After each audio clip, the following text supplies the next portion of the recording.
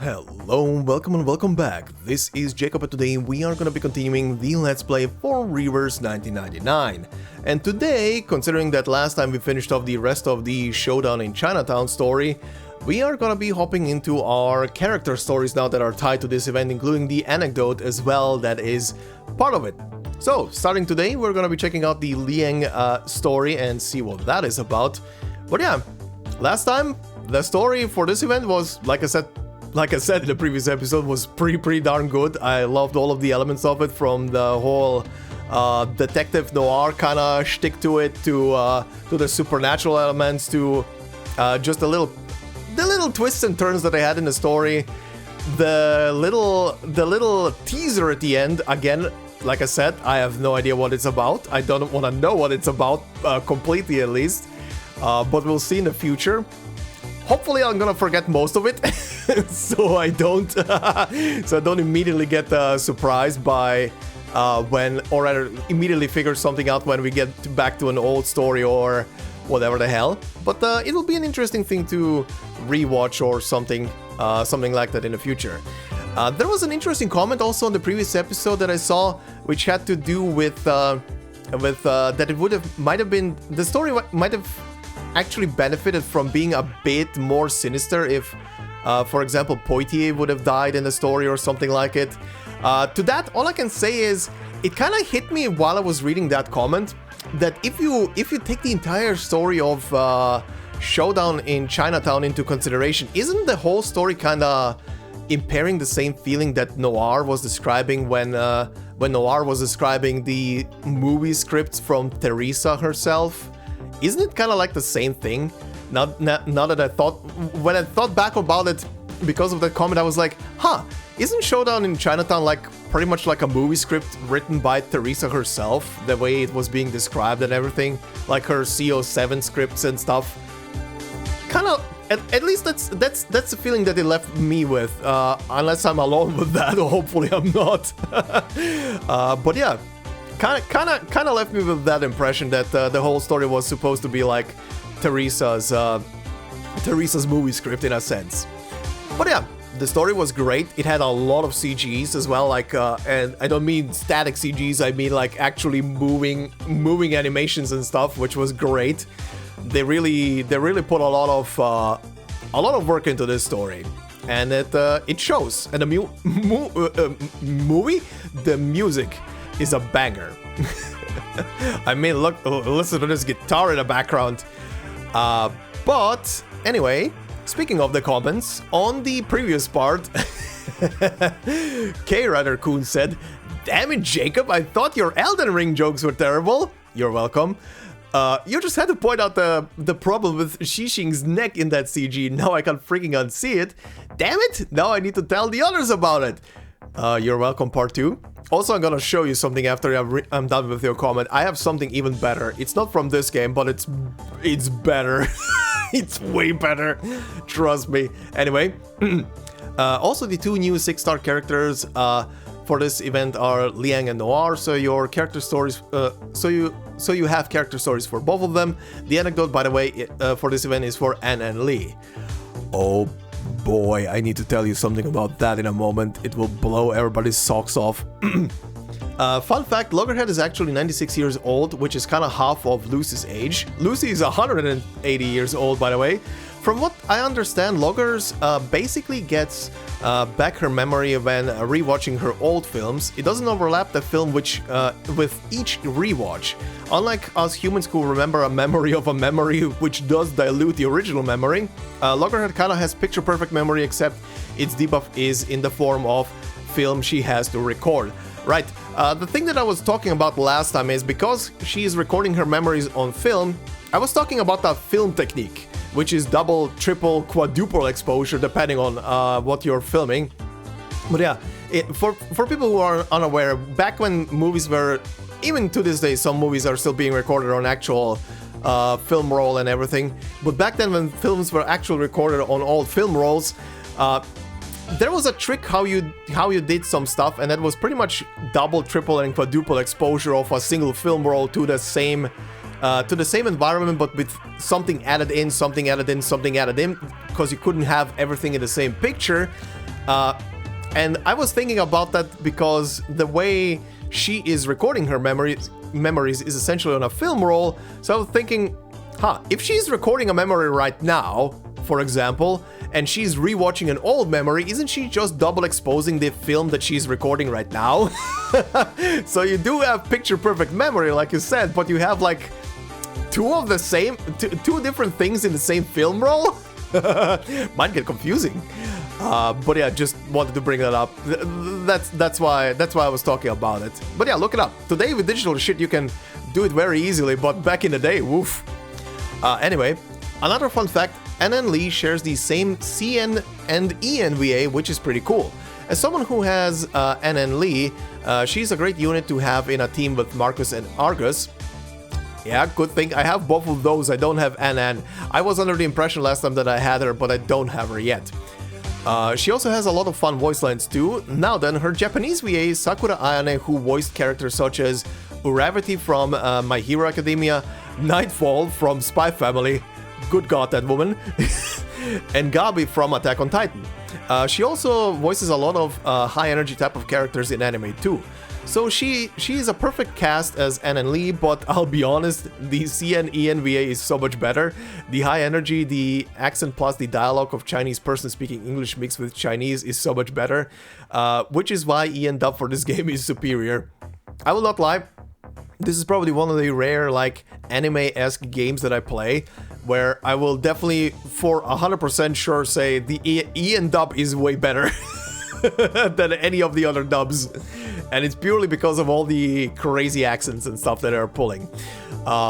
Anyway, also, I'll be honest, the trailer for the event kind of spoils the reveal of Nightpiercer for me. Still haven't seen that, by the way. I'm gonna watch it when we're done with all of the stories.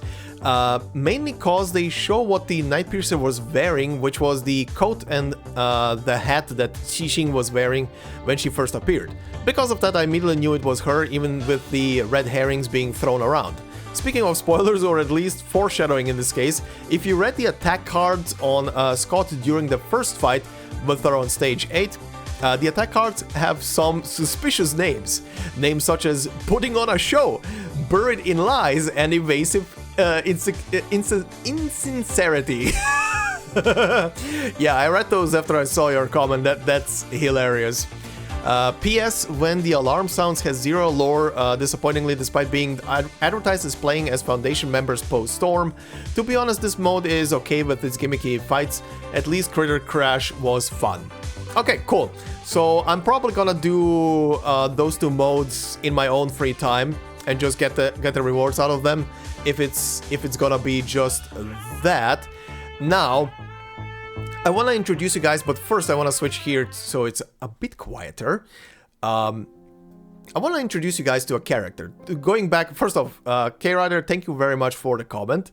Now for the thing I said at the beginning of your comment about something way worse than the crooked neck of Xixing in that picture. I want to introduce you guys to this character. This character is from Arcanists. He is a NPC that was introduced in the Yanese stories, or the Sui storyline, essentially. Yan, for those of you who do not play Arcanists, Yan is essentially the equivalent of China in the world of Arcanists. It's pretty much Chinese version. It's pretty much a version of China, just in Arcanists. This character appears in the story. Now, you might already see it if you look closely. But for people on smaller screens, I'm gonna start zooming in. And also for everybody else, because I want to point something out that I didn't even notice before. It's probably zooming in right now very slowly to his face, getting even closer. It's in the same place. It's the neck. Just look at the neck. Can you see the seam? Can you see the seam? Can you see the broken ass seam? This has been there since the character got introduced in his first appearance, like I think 3 years ago. He appeared in a couple of other stories as well, after that are all connected obviously to the same thing, but it never got fixed. It's always been like that. Now I want to introduce you to something else that I've only noticed because I was preparing for this video and I looked a bit closer myself, and I've never noticed it before, I believe. At least I don't remember. Go along the seam on his neck. Go to the right. Stop where it stops. Go up. His face is taped onto whatever is below it. It's a post stamp. His face is a post stamp that someone licked and slapped on whatever the character below is. What the shit is wrong with his face? I never noticed that his entire face is just a cutout. It's just a cutout that someone misplaced improperly, and it never got properly aligned or adjusted to the rest of the body. It's just there. It's a literal sticker. His face is a literal sticker that was never addressed. Oh my god, it looks so broken. Why? I like the character, by the way. But why? No one ever bothered fixing that. Anyway, that's worse. Also, coming back to NN Lee. For those of you who have been with the channel for a while, you know my shtick, what I like to do here. You know what I like to do with anecdotes, and especially those who have been with the channel for Arcanist purposes as well. You know how I deal with the stories there. You know that those at least are pre-practice and everything, but you know I like to voice characters, right? Right? We're on the same page. For the newcomers who haven't had the opportunity yet to listen to anything like that yet, well, for both you guys and everybody else on the channel that has been for a while here, I want to say this. The next episode will be the peakest of peaks of cringe that I will probably ever produce on this channel for a long while. I hope you're ready. I hope your ears are ready to be blessed and blessed and cursed by whatever is gonna come out of my mouth as the character voice for NN Lee during the story. La. Anyway. I hope I filled you with dread. So sow and reap, pardon. The moon ascends and descends, the tides ebb and flow, from the distant horizon comes a young, promising hero. Okay, let's see. How many parts does this have? 8. Okay, so this is a proper long story. Ooh, I like the picture in the back. Okay, Descend of Frost. I wonder if there's gonna be any kind of small gimmicky fights in this thing.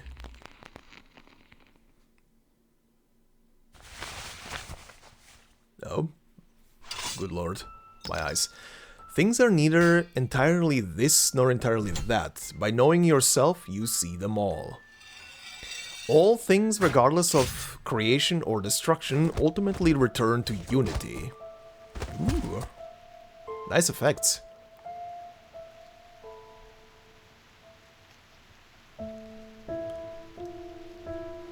A persimmon tree that's meant to bear fruits will bear fruit sooner or later. The frost falls in autumn, the fields of grain wither, and the sweet potatoes rot. But when it's time for it to bear fruit, it will bear fruit. Thanks, Grandad. 站起来 Get up. I'm going to start counting now. 3 peanuts. What? Why is he counting peanuts? 2 peanuts. 1 peanut. Why are we counting peanuts? Why are peanuts? Does she have a peanut allergy? What is happening? Why peanuts? Is that a Chinese thing? Before its matchless... Oh, that went away. Before its matchless might, all evil bends.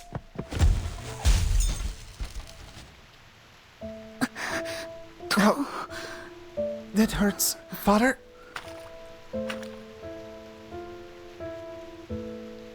Perhaps this is our true destiny. What? You are no longer the master of Liang. Liang. Jeez, already forgot how to say that name. 你不再被他认可。 It no longer recognizes you.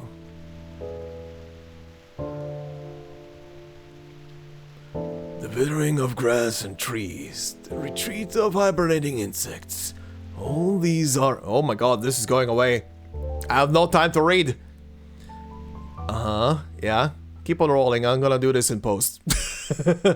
Keep going. Keep auto-scrolling, thank you. These lines work when you read them... Chameleon comms? Okay. These lines work when you read by yourself, you know? But when you're trying to do this kind of content, it's a bit problematic. Okay. I hear window wipes. Or whatever they're called in English, actually. Uh-huh. Alright, you're in a car. We're together with Poitier. Okay. Oh my god, this is still auto-scrolling. How much auto-scrolling is in this thing? They need to chill with that. Okay. Thank you. It's still going? Okay. Also, this is a nice melody right now, but Part 1, Descent of Frost. Game. I do not have the autoplay button selected. Can I stop and read what I missed? This is ridiculous. Thank you, Poitier. Are we done now? I'm gonna now open the log and I'm gonna go back. Thank you. Thank you, Poitier. You saved my ass. Okay, where were we? Grandfather, right. The withering of grass and trees, the retreat of hibernating insects, all these are the natural cycles of heaven and earth. Only after you've truly experienced it all, hearing the faint sound of that which you seek drifting away in vain, will you understand. All things are one with me. Okay. Or whatever this... No, wait. All things are one with me? That came from somewhere else, I think. Anyway. Chameleon comms. Causing structural collapse. 20A11, code 2, 302, Magdalena Avenue. Suspected Arcanum-related violent incident causing structural collapse. Repeat code 2, 302, Magdalena Avenue. What's the situation, Liang? Are you listening? Okay. Is this taking then place after the events of the main story of this event? That'll be interesting. 20A11 responding. I'm ready. Alright. I figured at first that this could all be caused by drainage issues. After all the rain we got this year, it wouldn't surprise me. And when we got here, everything was underwater. Except for the rubber duck. What? Two officers walked through the rubble, passing the dazed but alive victims, stopping by a beech tree that has snapped in two. On the bright side, it's great for the flowers. Ha! Ha! Nice try, Cadet. I see you've been improving that busted sense of humor. Still a long ways to go. Anyway, during the initial investigation, they found this. Poitier holds up a clear plastic bag containing a crescent-shaped, crystal-clear hard object. This here is why we got dragged back from vacation. Apparently, it's something only the two finest ladies of the Division of Arcane Affairs can handle. Alright. Is it a critter claw? It's me, but we gotta explore every possibility. I'll take a closer look. Yo, wait up! Okay, that's a voice line. How many times are we gonna use this voice line?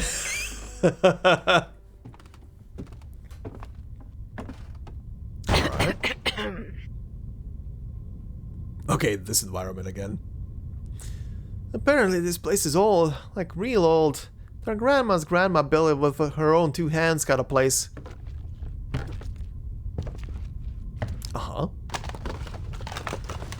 Prima location. It's a short drive to the mall and the freeway. Weekend trips up to this estuary? The hell is an estuary? I am actually not sure. I think I've heard this word before, but I'm not sure what it is. Anyway.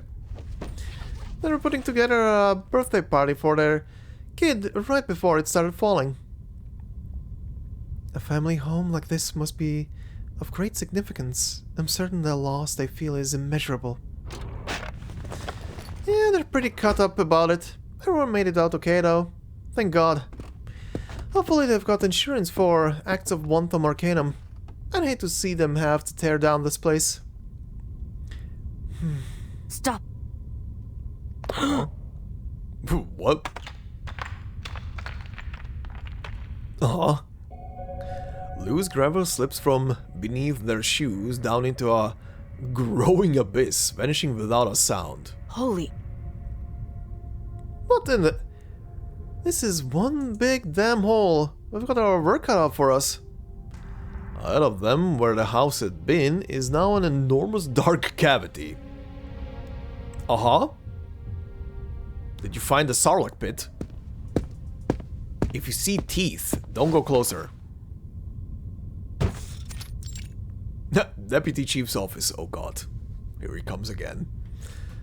We've collected the incident photos and evidence here. The family is safe. We helped them relocate to a nearby motel. Leave it here. Damn, actual voice line for you, buddy. Liang salutes the Deputy Chief and prepares to leave. Hold on. Deputy Chief Eldon squints and points to the cabinet beside Liang. Let me see that pipe you found. Bring the rest of the evidence lockup. Liang hands him the pipe. Wait, what's that bag you've got? She offers him the small bag. Inside lay some sprigs of red ginseng, wrapped in plastic. Oh, I see. Best wishes and good health to you and your team from the Chinatown School Council. Touching. We can't accept this officially, but go ahead and take it. I wouldn't even know what to do with ginseng.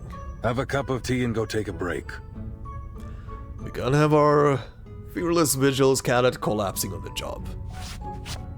Look at him being a sweetheart. Look at him being a big little sweetheart.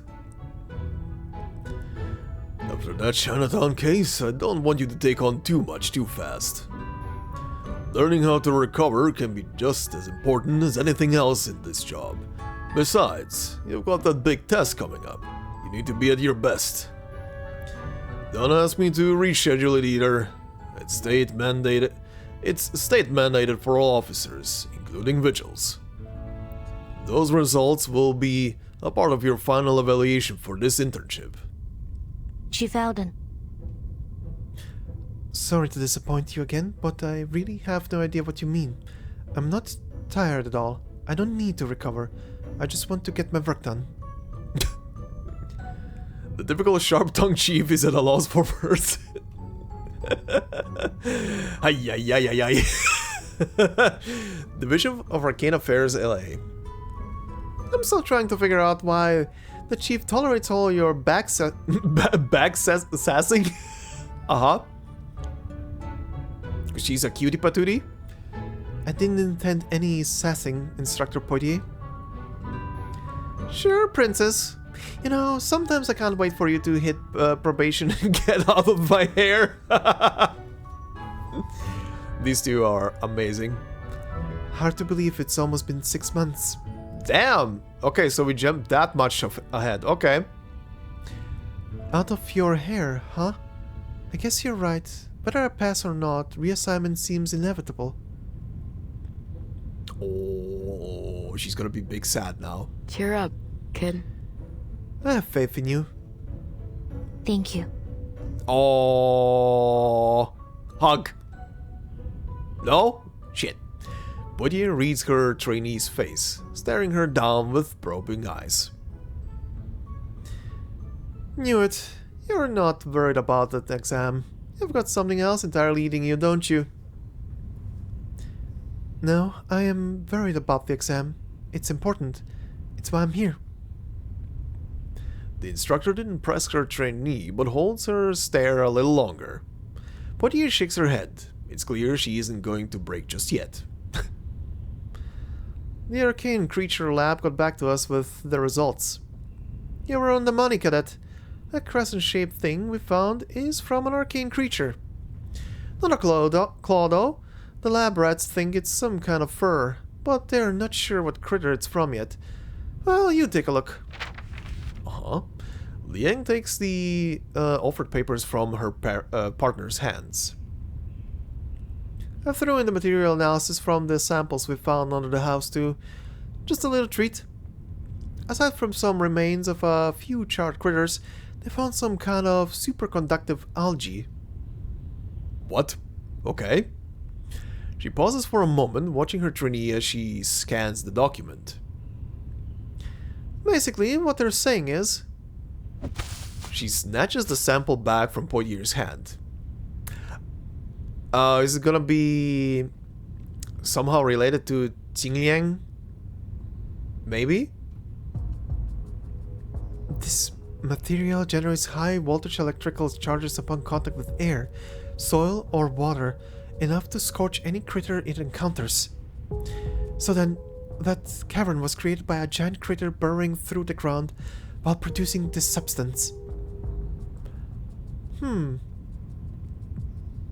Then this critter might be... I knew it.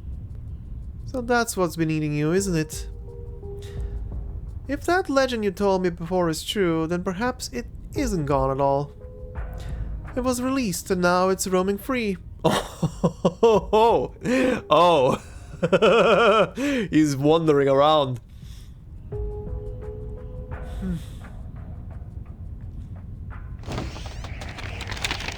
Oh? A sudden gust of wind blows through the open window of the office, scattering papers into the air. Hey, shut that window! We're trying to work here! Uh-huh. The window is slammed down, sealing away the gathering wind and storm clouds beyond. The disheveled cadet stands frozen in place, staring out at the sky. Could it really be... Liang? A deep, resonant call echoes from the depths of her memory. Damn. That's a roar. Okay. So this is gonna be the story of how she gets Liang back. That's very nice. Because she does use it as her as her little companion in her skills and everything. And in her idol form, she also has that little version of it that jumps on her arm. Okay. Commencement of winter. All right.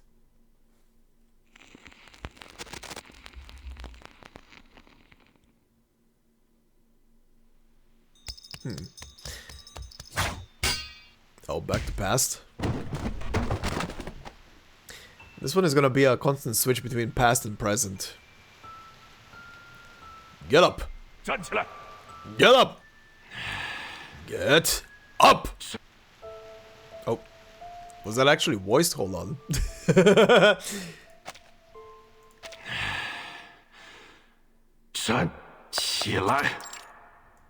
It was okay. I was on a delay. Sorry. Please continue. You were saying the appliances stopped working? Yes. Yes, it was just like you said. Right before the collapse began, all the appliances started failing one by one. First the lights went out, then the entire house lost power, and everything started trembling. We thought it was an earthquake. Then everything went completely silent, and the power came back just like that. That's when the house started collapsing.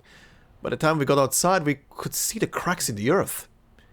There was something under our house, some kind of giant beast. I could really only make out its tail in the darkness.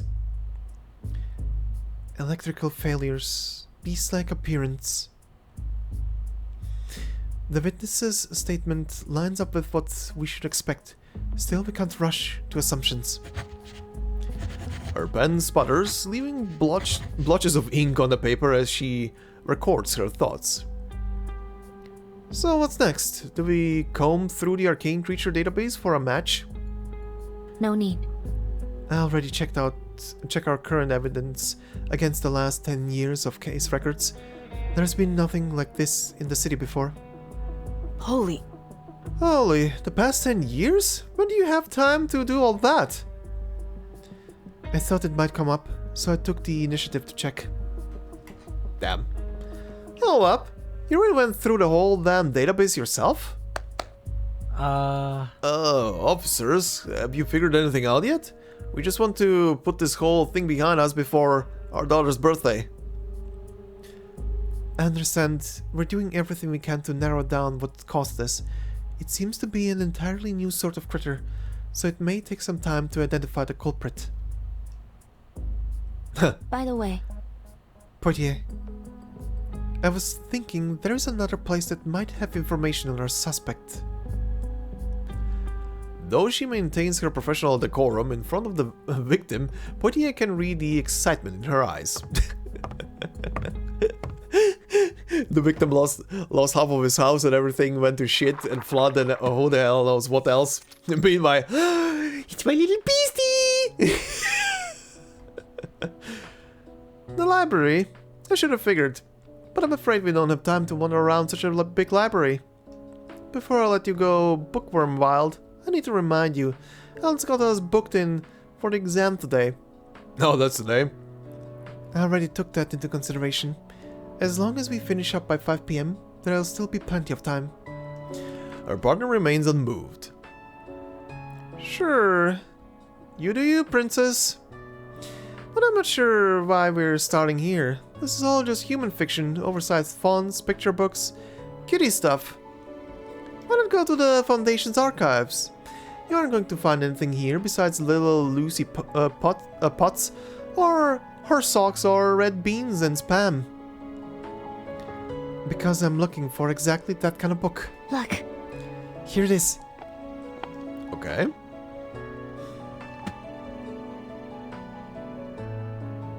Legends of Ancient China?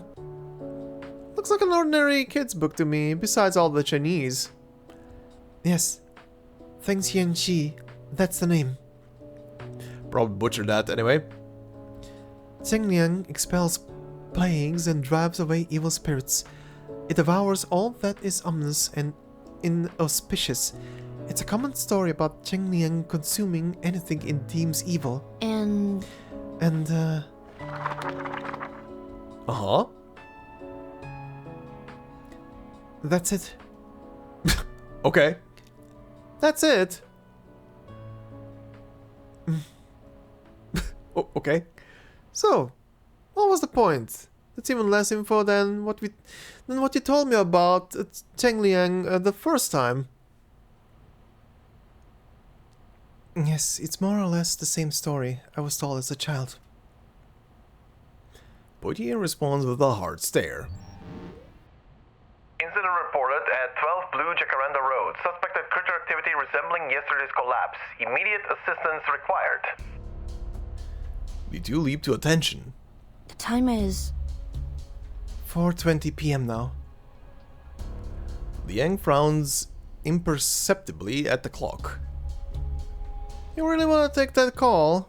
Your exam is in 3 hours, kiddo.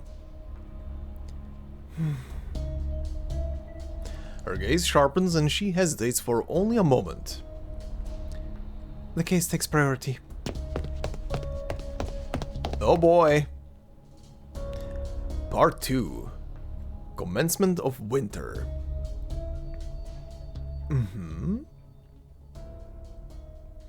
Interesting way of presenting this story as well.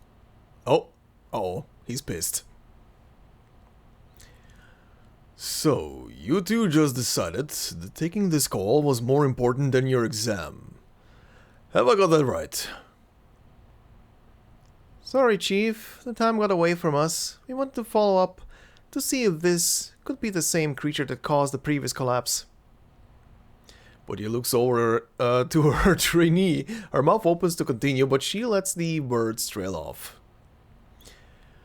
So, was it? Poitier flusters at the deputy chief's piercing question. The damage was less severe this time, a bit of shaking, some power loss, but we're reasonably certain it's the same creature. Cadet Liang believes the critter's form is unstable, somewhere between... That... Did I actually press? I think that auto-scrolled.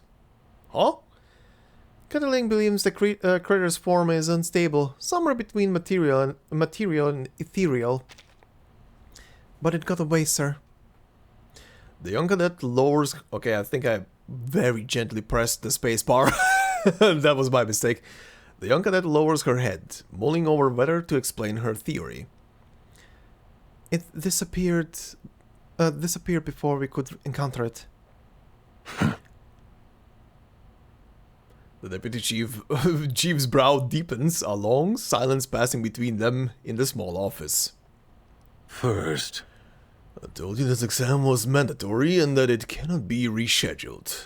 I thought I made myself clear. Did I? Yes, Chief. Second, I'm beginning to see a pattern with the two of you. You think the whole weight of every case is to be on your shoulders. Whether that's hubris or a lack of faith in your fellow officers, I won't tolerate it. Understood? Yes, Chief. It's just her responding back. Is it all you can say? Yes, Chief? I thought we already established that I expect more of you. think it through. Maybe you'll gain a little appreciation for your team after sorting through our archives. You're going back on duty until you're done. Damn, the tension. Now off you go. Dude, damn. Don't think I've forgotten about you, Poitier. Letting your trainee miss a mandatory evaluation. Yeah, I can forget about getting that corner desk. Damn! Oh, damn, Eldon. Here. Poitier pokes her trainee with a small cookie. Oh. These two are adorable together. Take it. A bit of a sugar will ease the pain of the hiding we just... Hiding? Oh, like skinning? A bit of sugar will ease the pain of the hiding we just got. Should look familiar. Another gift from our friends in Chinatown School Council. I don't know what you call them, but they're not half bad. This is a fortune cookie. Liang raises her head up from the desk, hesitating a moment before accepting it into her hand. Good God, that is crunchy. The white sugar melts on her tongue, the familiar flavor bringing a touch of comfort. They're called pincha. I hope that's how you say it. She sniffles as she takes another bite. Kind of reminds me of that first lunch we had. Yeah, back at the diner. Who would have thought we'd end up eating cookies in a dingier place? And starting at a pile of moldy files that even bookworms wouldn't touch. She picks up a dusty tennis ball nearby, baffling at its random presence. I heard from Chief Eldon that you wanted to move to the corner desk. Poitier casually tosses the tennis ball against the wall. I was putting it mildly. It was about my promotion. An officer grade 3 can have a corner desk. Damn. The ball bounces back and Liang barely catches it. Though they couldn't know it, outside crickets are chirping in the night, and the scent of lotus hangs on the wind. So, what's on your mind, kid? You finally gonna tell me? What? You know you're as stubborn as the mules on my granny's farm. Sorry, I just never imagined you would have grown up on a farm. Why do you think I'm so strong?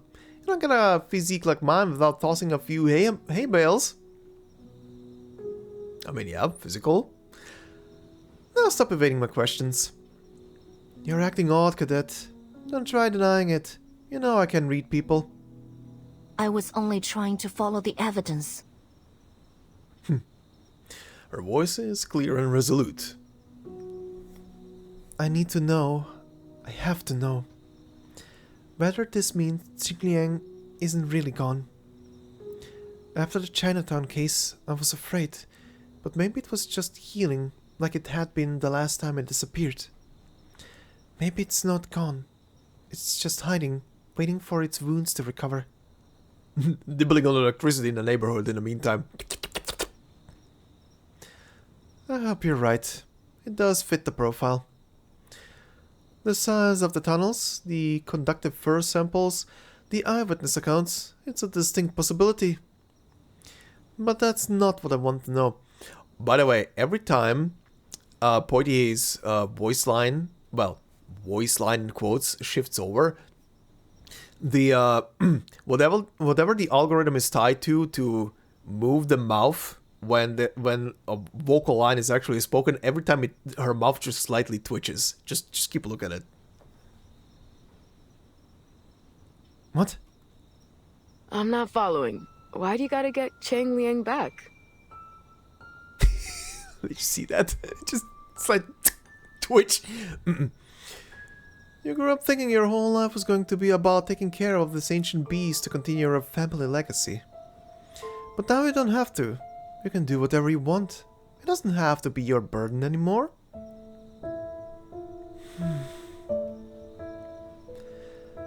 You thought I wouldn't figure it out. I know where those mysterious injuries of yours come from. You told me once, every blessing has a price. That's the price, ain't it? Damn. I guess I forgot sometimes that you're not just my instructor. You're a skilled investigator too. Is that an insult or a compliment? Oh, but I can't take all the credit. Alden caught on first. He saw that you looked like what you looked like after summoning Ching Liang back in Chinatown. Typical Alden. All he said was rough. So I told him I'd keep an eye on you. Oh. She really is the princess of the police department. Whoever came up with the idea of shaming kids into following their family legacies is a goddamn criminal. I'm just worried about you. Because whatever this is, a blessing or a curse, it isn't worth your life. You're so much more than just a vessel for that monster. I know you don't want to disappoint your family. But you're just a kid. We shouldn't have put this up on you. You shouldn't have had this put on you. You should have had a choice. I mean, yeah, but still. Silence follows her words. The air feels as thick as glue between them, smelling like a dull mix of old paper and sugar cookies. That is a combo. I think you're making a mistake. I'm just doing my duty as an officer of the law.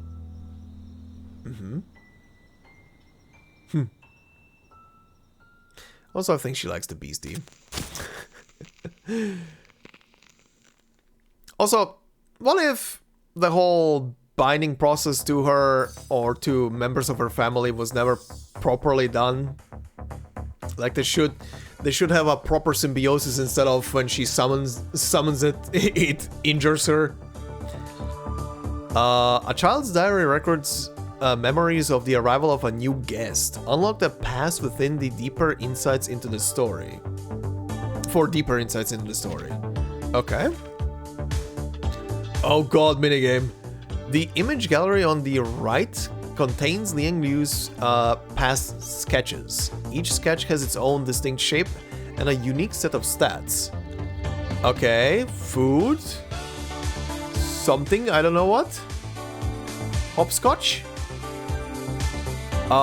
Is this holding hands with the with Cheng Liang? The radio, or rather the phone, and books. Okay. Fill the spaces on the left with images to meet 3 stat requirements and reveal a glimpse of the past. Okay. March 7th, 1980. A new friend has arrived at home and everyone's too busy to help. Drag and drop images to meet the requirements. Okay, 100 this. Uh-huh. Okay, this can be infinite, huh? Oh, I see.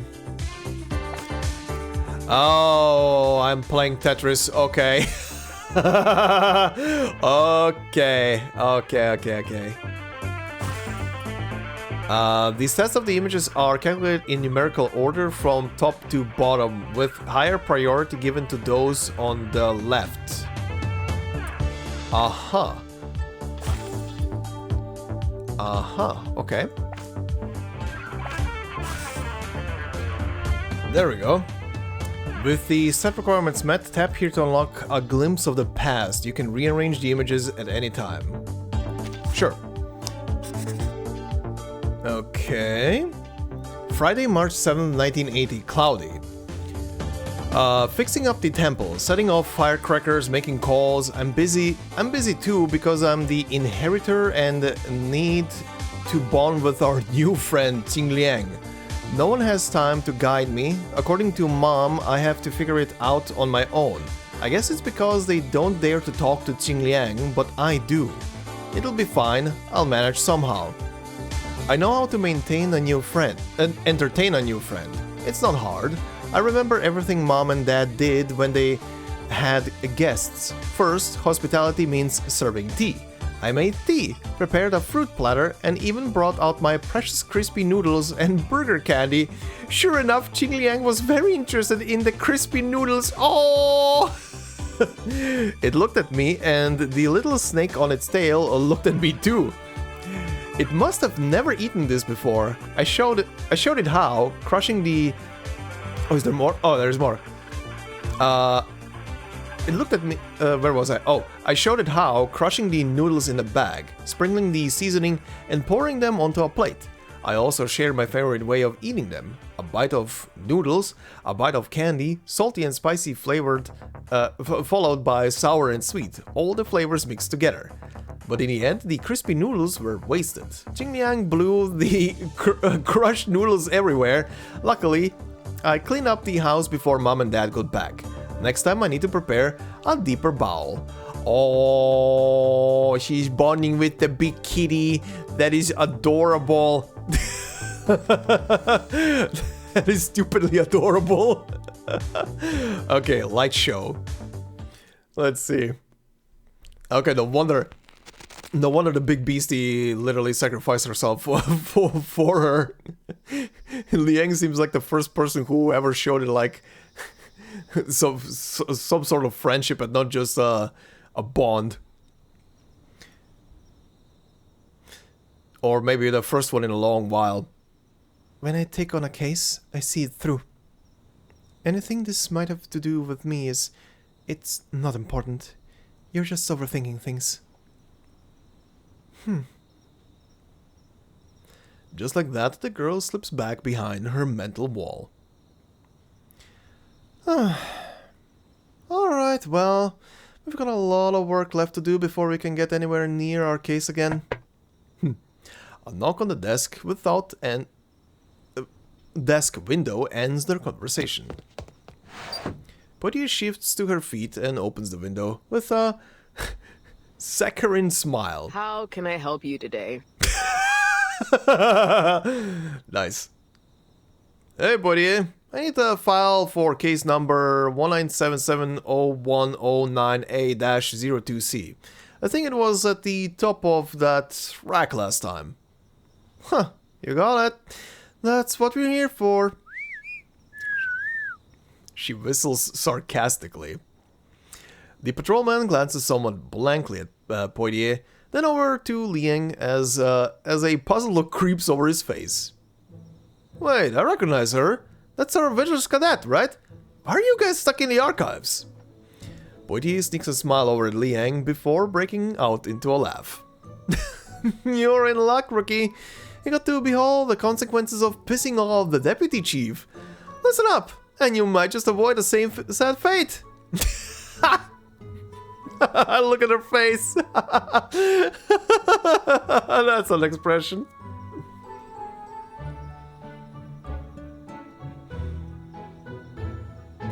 These two are really amazing. So, that's why you're stuck sorting files in the archives. Still, that's pretty cool. Sorry, I didn't mean... I just think it's really cool that you have a mythical beast that you can summon as an arcane skill. Like, that power is gonna be unbelievable. You think so? Yeah, but that's gonna be a big responsibility too, right? Like all that history and tradition gathered together, and it's all new. If I were you... I think it'd be tough. I don't know if I could ever feel like my own person. Ooh, that's an interesting observation, buddy. That actually shook her. As the awkward choice of words begins to sour an already overlong conversation, Poitier jumps in with a much-needed rescue. We've got a long night ahead. Let's wrap this up. Here's your file, rookie. Just need a signature and your fingerprint here. Liang, help me log his file into the system. You got a problem, cadet? Nothing. Copy that. Back in work mode. She blinks softly. Oh, thinking back on the last moments. Silent, speechless. The world turns empty. You... Oh? Who are you?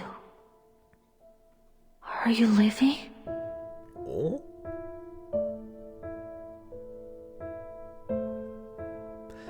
Part 3. Light Snow.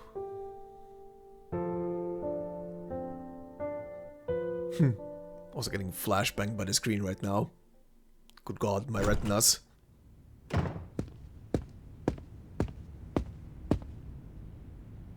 Alright. Still awake, cadet? Come on, bring them in at all is not so bad, is it? At least this way we get a bit of a break before this place gets busy. In the narrow hallway, the buzz of radios fills the air.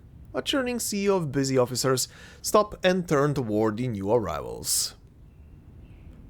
A few eyes lock on Liang before quickly going back to their work. I repeat, no evidence of an explosion on site. All residents have been evacuated safely. Another collapse on Adams Street, number 13? Copy, we're on our way. See, cadet? Super calm. Uh-huh. There is a silent tension in the office as they make their way to their desks. Eyes dart and silent. Hesitant expressions are shared.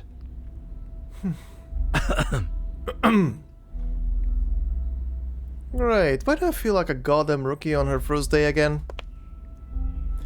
An officer stands up and blocks Liang's path forward. Liang, you led the investigation into the first collapse 2 days ago, yeah? Yes. Why? There have been 3 more incidents in the same area just last night. It's getting worse too. 5 injuries, 3 in the ICU. Oh shit. Oh shit.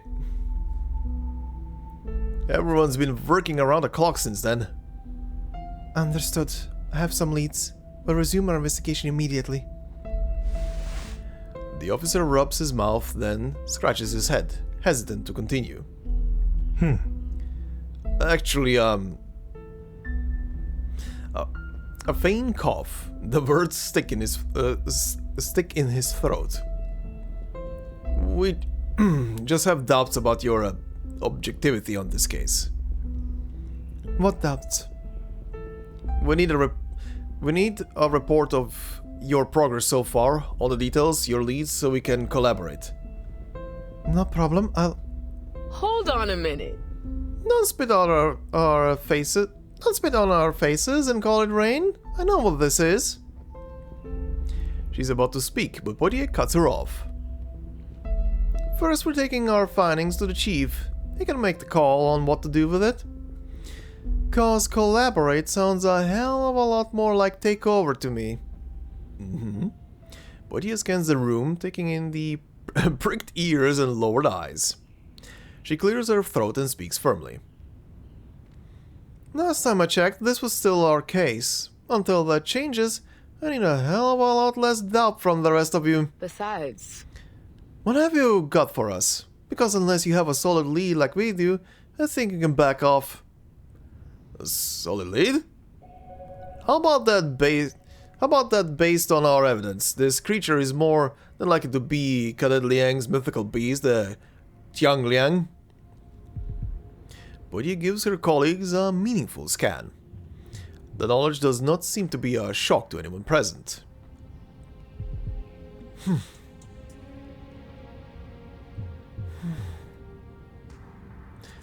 Didn't think anyone else would figure it out. Bodia whispers to Liang, and halfway through, her eyes widen. Oh. Never trust a rookie. Oh. Oh, did Liang maybe already tell him? What's your deal, Poirier? We're all on the same team here. We all respect Cadet Liang's abilities, and yours, obviously. But with our close connections to this lead, if there's any truth to it... Please don't worry about that. Hey, kid, don't let them get to you. I don't believe Cheng Liang would cause all this destruction. Even if, hypothetically, it did. Liang! My office! Now! He's pissed. Ellen's sharp voice cleaved through the room, forcing all eyes back on the cadet. She stands in the center of it all, chest heaving. Oh god.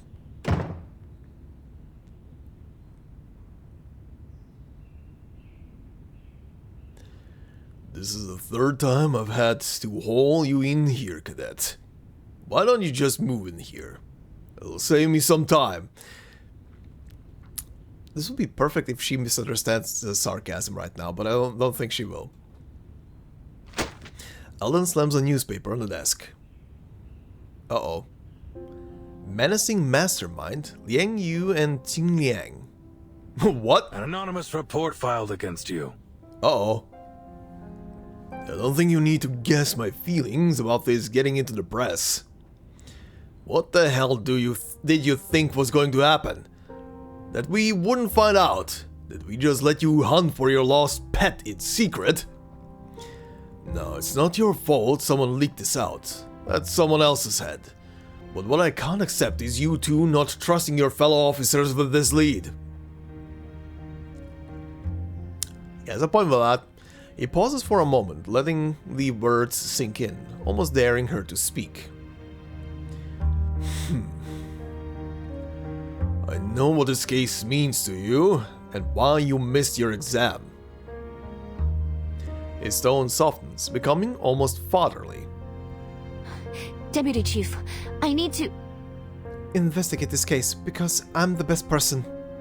So you've learned how to go a spine. Good. But this isn't a test.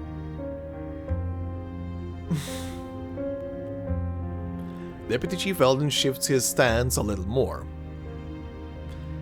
You can't trust us with the truth, is that it?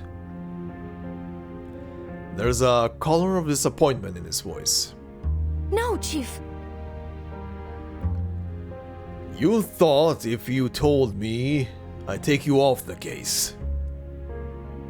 No, Chief.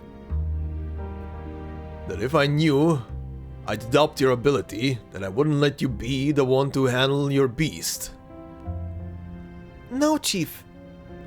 My beast... So tell me, why should I? Now that I know you've been keeping the whole division in the dark, how do I know you'll follow my orders and stay objective? I will follow my orders. Really? And if you're ordered to imprison this creature, or destroy it?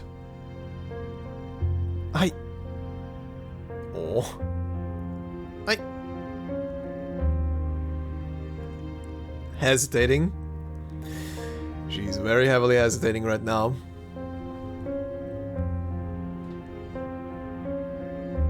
I will follow my orders. Oof. Prove it.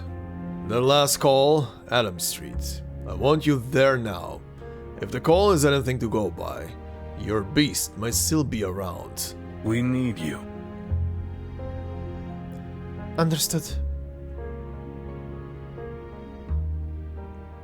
Damn, Eldon. Ooh. Goddamn, Eldon. I know what you're doing, but goddamn, don't make her don't make her do something like that. Get the kitty snake back. Winter solstice.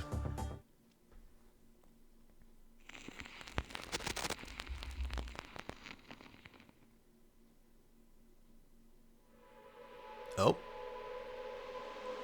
It was just here. It had this enormous tail and it tore into the ground, sparks flying everywhere.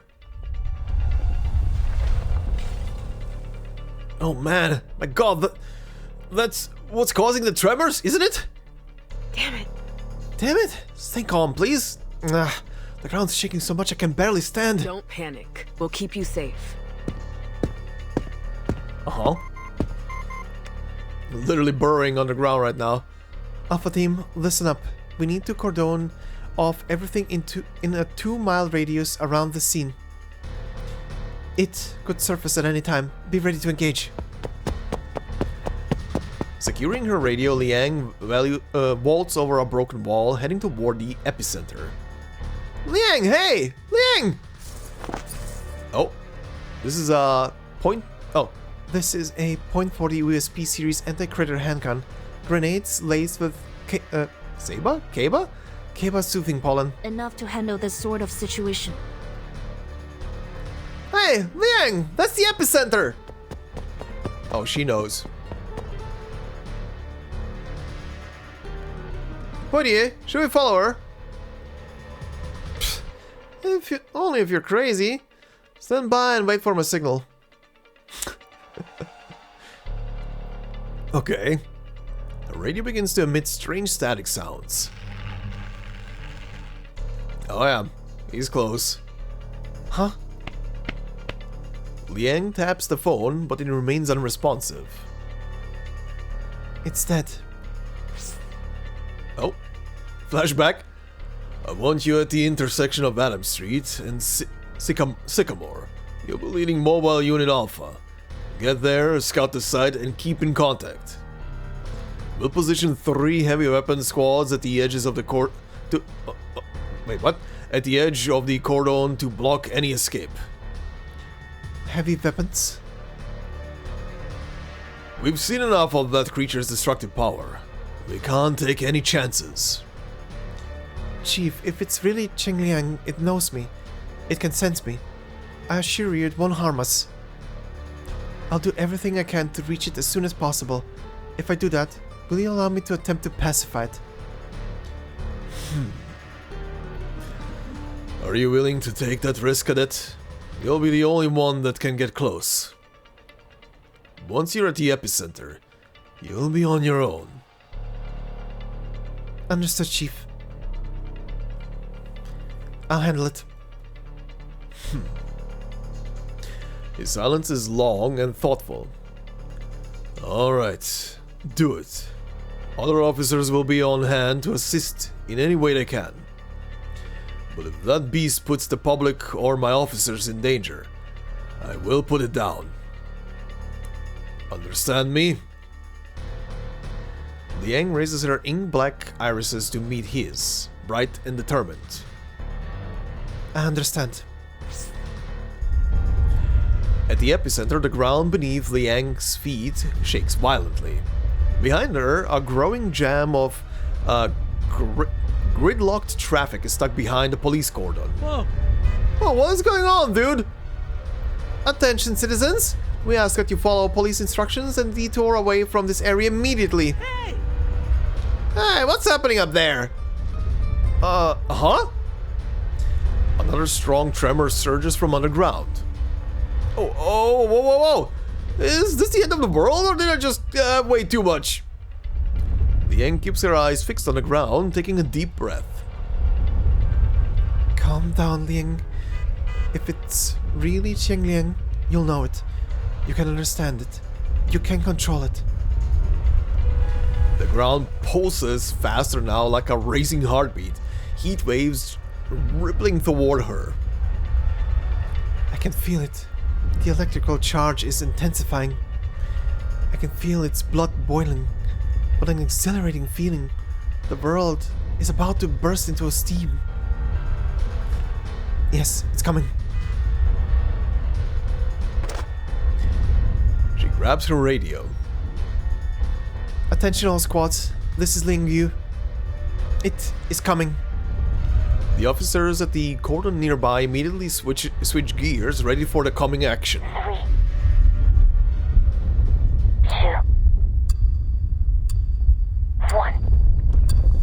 Oh boy.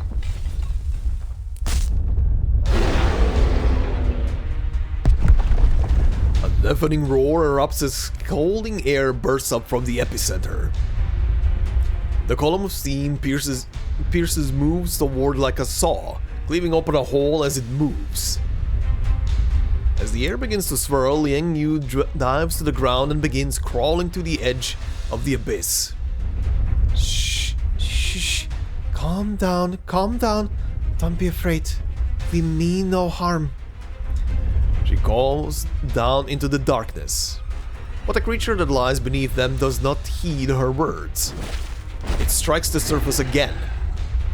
I can't. Oh. Oh, it's pissed. What if because of the film role that it was trying to exercise, what if that is influencing it?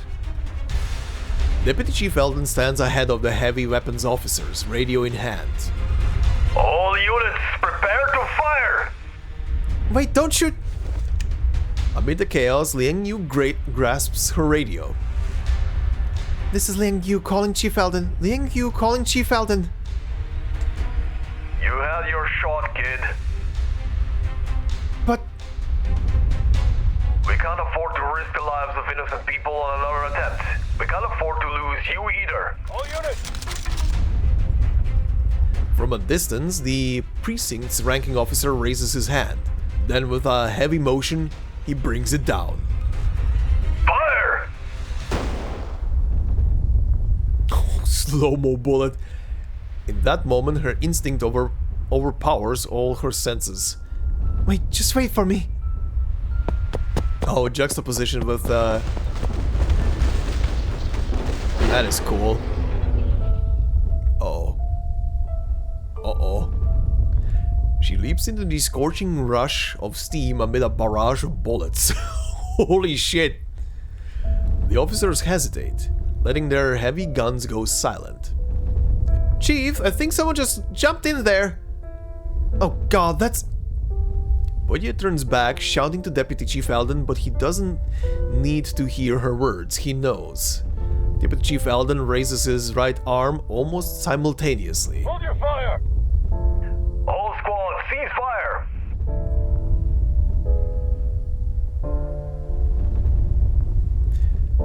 The wind roars. The candlelight flickers. The silhouette of the beast dissolves like burned salt, vanishing into endless emptiness. Don't. A ringing sound ushers in an indescribable vision. The cries of a living being, the world flipping upside down, and the wind sweeping through an old lilac tree in her hometown. Inside the temple, an ancient bronze incense burner sends smoke rising into the sky. A single goji berry rests atop the burner. Poitier is the first to leap into the chasm, rushing toward her friend. Damn it, Princess! She wants to save it. Liang! Part 4. Winter Solstice. Not gonna lie, so far this thing is pretty good. This is a pretty good follow-up story. Oh, back to child version. One jump left, one jump right. Jump into Peach Blossom Village. One jump forward, one jump back. One jump into Reed Marshes. You jump, I jump, jumping into this warm sun. Wobbly chalk squares in red and yellow are drawn on a cement floor. The goji berry perched on the incense burner drips with dew. It watches silently as the girl plays hopscotch outside the temple.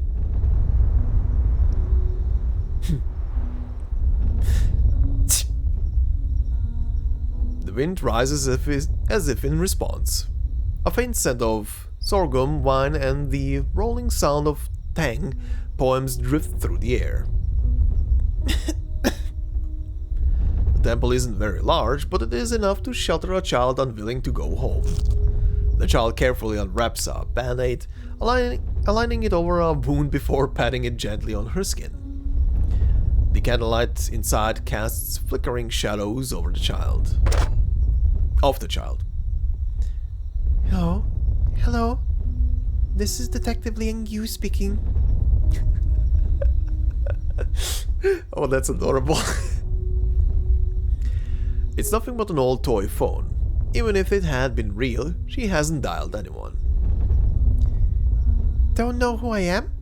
Preposterous. State your name. Oh no. Oh no, that's adorable. There is no answer. She pauses as though pondering how to continue her little story. Oh, so your name is Liang, the ancient mythical beast Liang?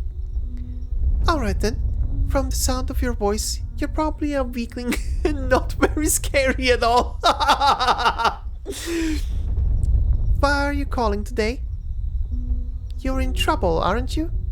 You've encountered an even worse monster.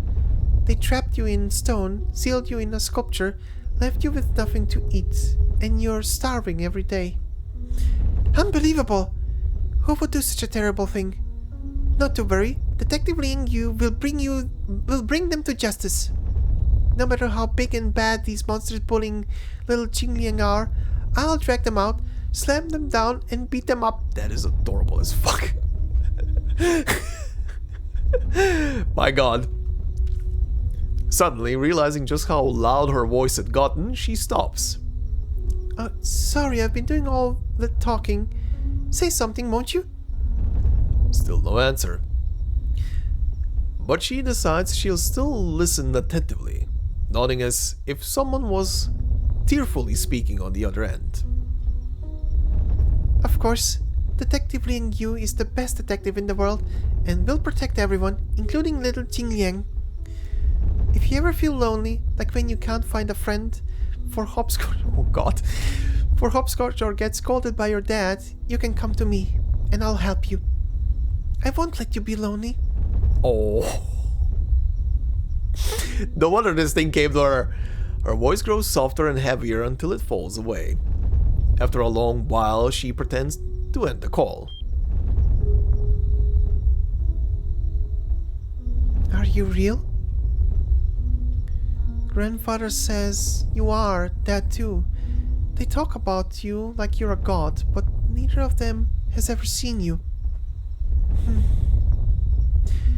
If you were real, then you could play with me. Oh.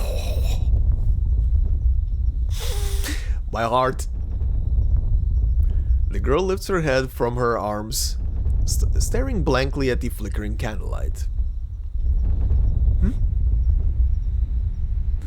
Then a chant appears softly and dimly at the corner of her mind, drifting in from everywhere and nowhere. 惭愧须臾往向，一野众而兼游光。巴陵为之震慑，况其谷与毕方。 Arise, Liang, swift and fierce. Banish all evil and cleanse this place. Her voice is youthful, clear and pure. Oh, shit. Hi, kitty. Good kitty. The beast before her has eyes like a glowing storm and a broad, white-striped forehead. A powerful presence, so vast and near at the same time. It breathed softly, gazing at her from its bright, clear eyes. You came? Did you come because I called you? Will you be my friend? Oh. She reaches her hand out delicately, moving softly until she touches the beast's nose. Is this your fur? It's like lightning. It tickles. Can I play with it? A child hero with an unknown mission rides in from the horizon.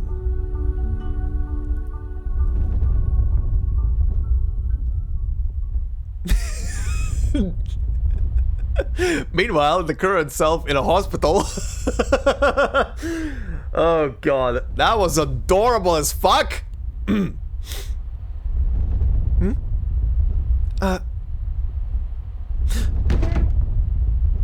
Thank God.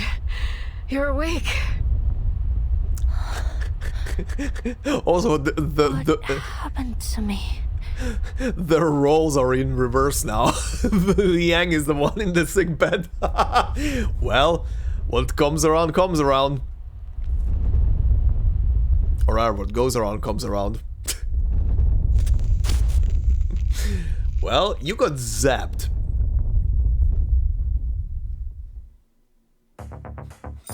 You got zapped and you need to remember your good old friendship with the big beastie. Let's see. New book. Some diary entries contain images that cannot be moved.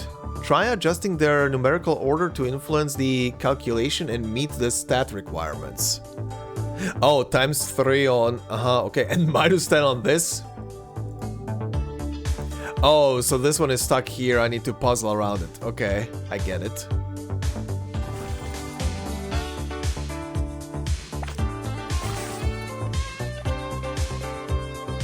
There we go.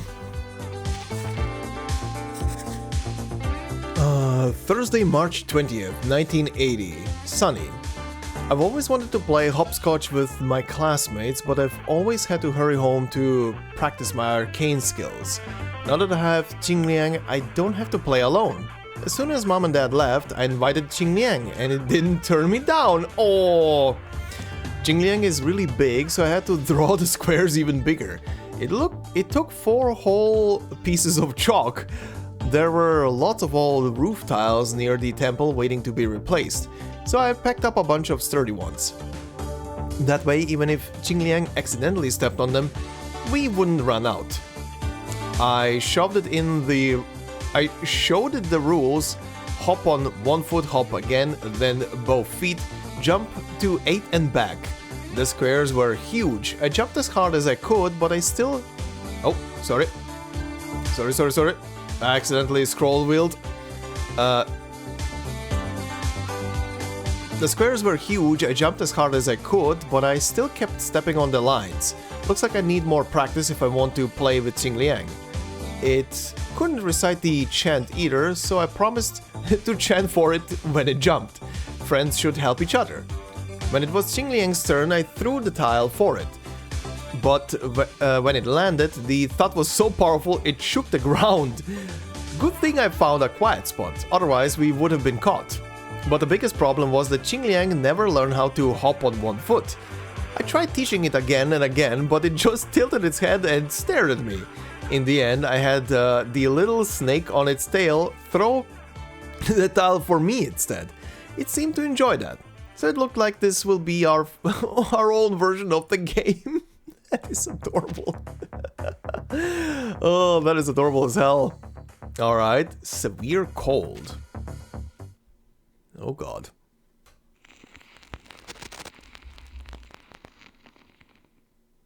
Well, it seems like you need to mend your friendship with the big beastie now, huh? I think you forgot that you were good buddies in your past. Alpha team is is in position. Initial scan suggests no risk of aftershocks. Permission granted to proceed with further support. Case ID 2085C39570. Target is now under control. The transport team will deliver it to the lab for further analysis. Uh-oh. Uh-oh. They caught it? So... I saved it? Oh god, don't make me relive it. You had me worried half to death. Do you have any idea how stupid that was? You were dashed in right as they started firing. We all thought you were a goner. Wanna guess what happened? Go ahead, no? Yeah? You got shot, princess. Oh. Ow. What? Did I get hit as well? Yeah, not that it did any good. Those heavy rounds were meant to subdue massive critters, but they didn't even phase it. All the bullets were dissolved when reaching its skin. Oh, were they shooting it with like dum-dum rounds? With rubber bullets? But for critters? I figured only someone as reckless and stupid as you could have subdued it. I still don't know how you managed to get up to its mouth with that sedative. Of course, that was when you got hit with a round. Boom! Lights out. Thankfully, it was knocked out too, with you hanging from its neck. Is it still alive? Where is it? Whoa, whoa, whoa! Calm down. You took a big hit, kid. We're not letting you go anywhere just yet. Poitiers' expression is tense and understated. Just be patient, okay? She pats her trainee's shoulder with sisterly affection. Oh. It's alive. Thank goodness. Can I see it? She starts to jolt up from her hospital bed only for Poitiers to force her back down. What part of be patient did you not get, cadet? Besides, I don't think you could stand even if I let you.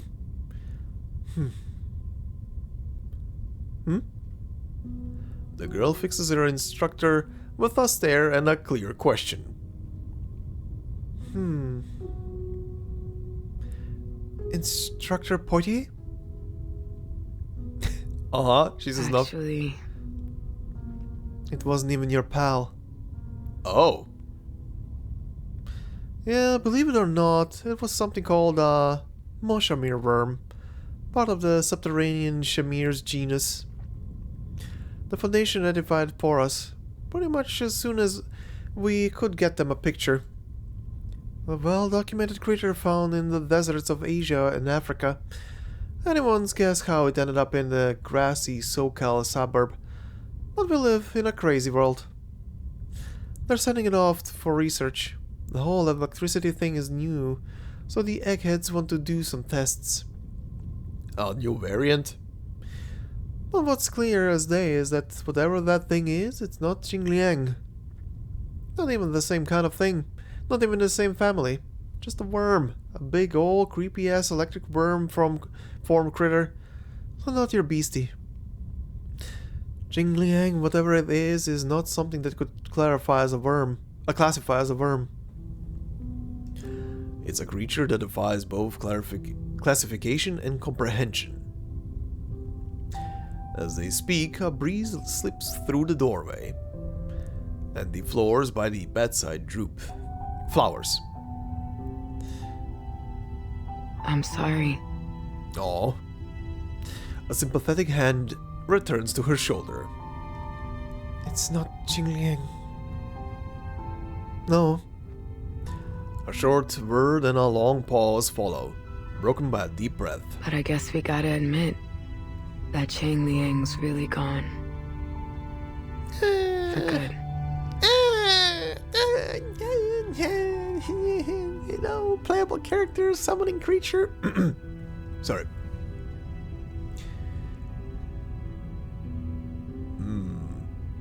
I wonder where it is then. Part 5. Severe Cold. Huh.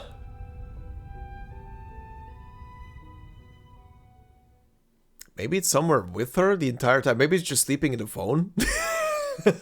Like a mini version of it. 1 month later. Oh, damn, we're jumping ahead. Wow.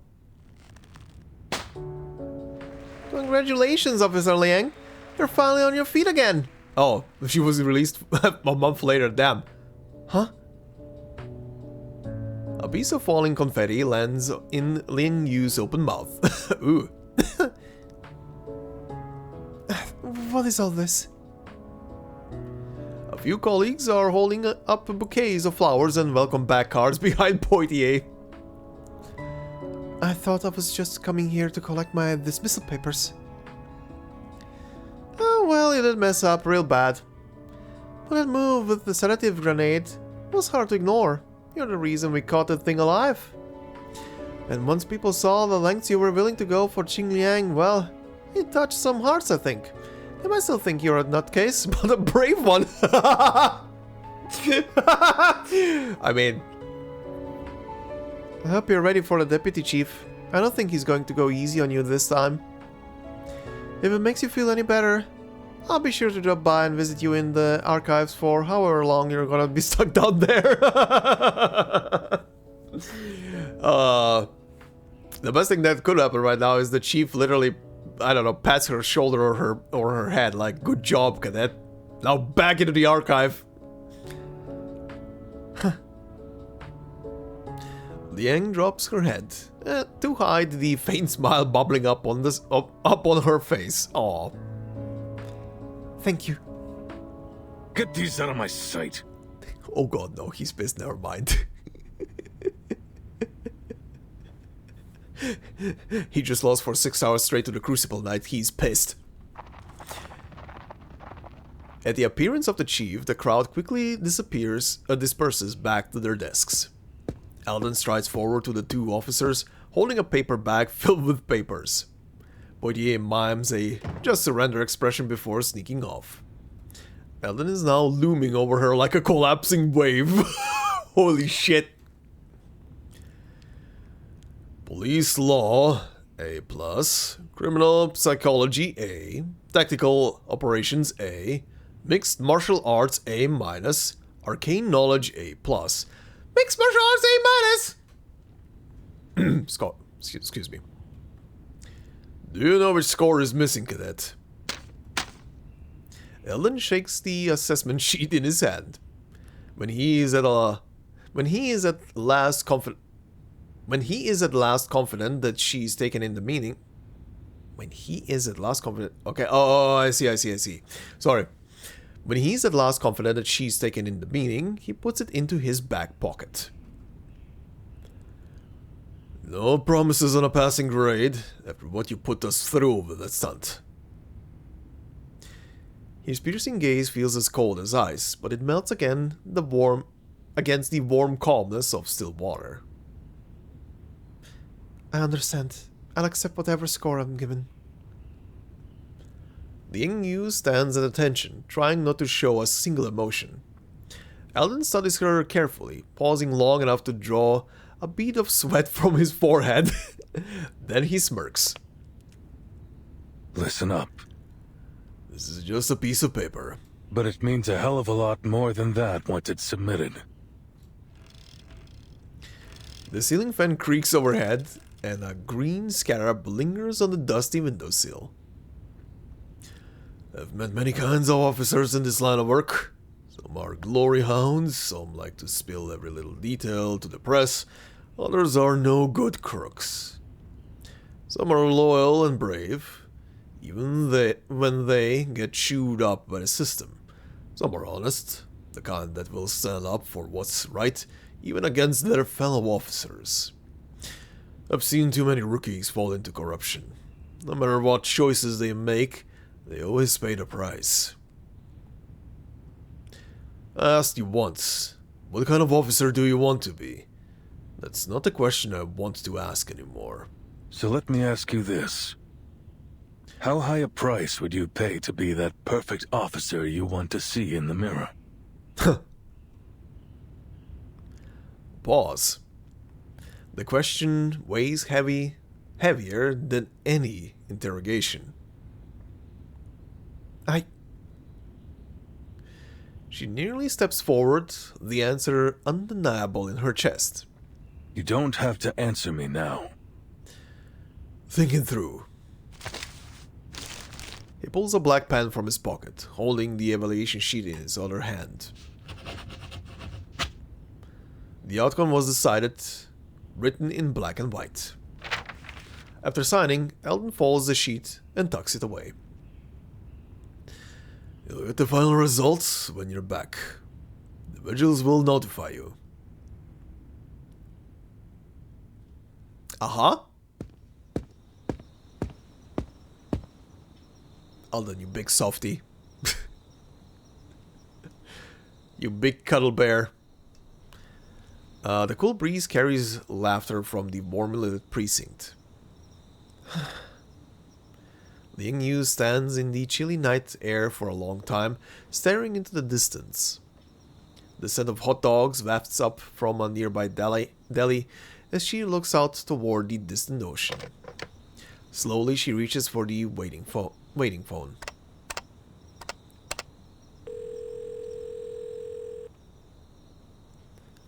Hello, hello? Can you hear me?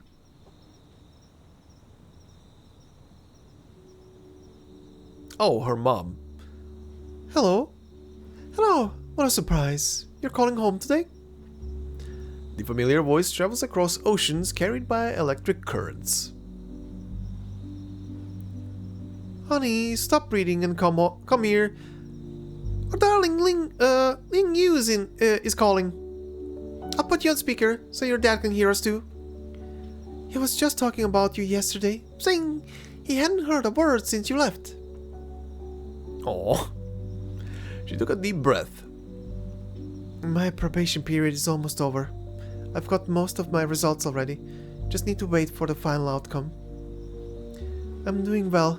The food isn't so bad, and I've met lots of kind people and made many friends. Every day is fulfilling.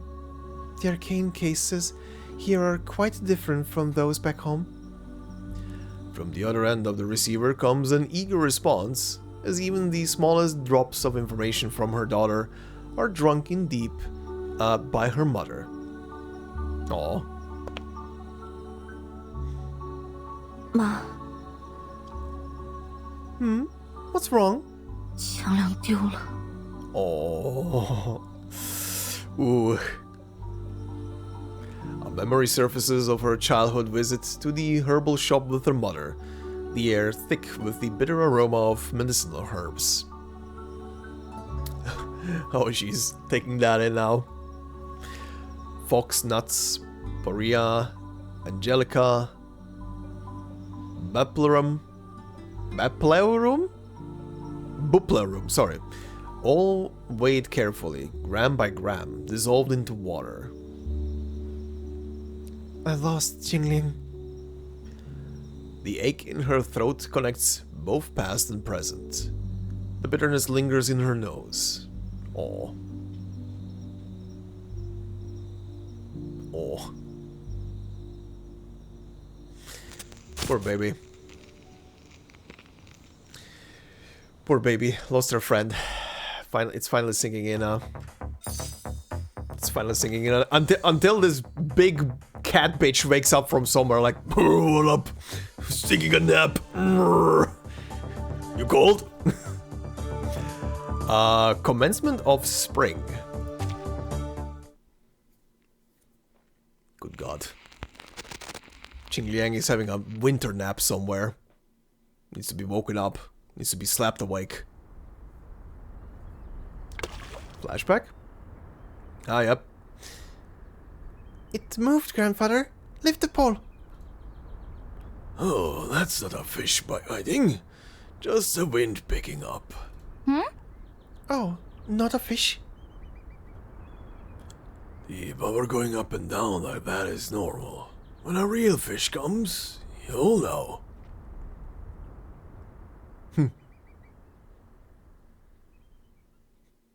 Patience, young Padawan.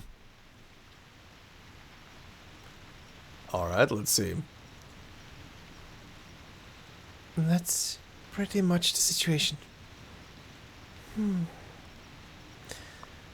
Your father wants to talk to you.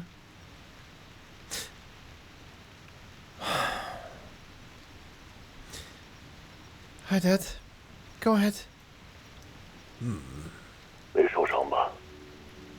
You're not hurt, are you? Oh.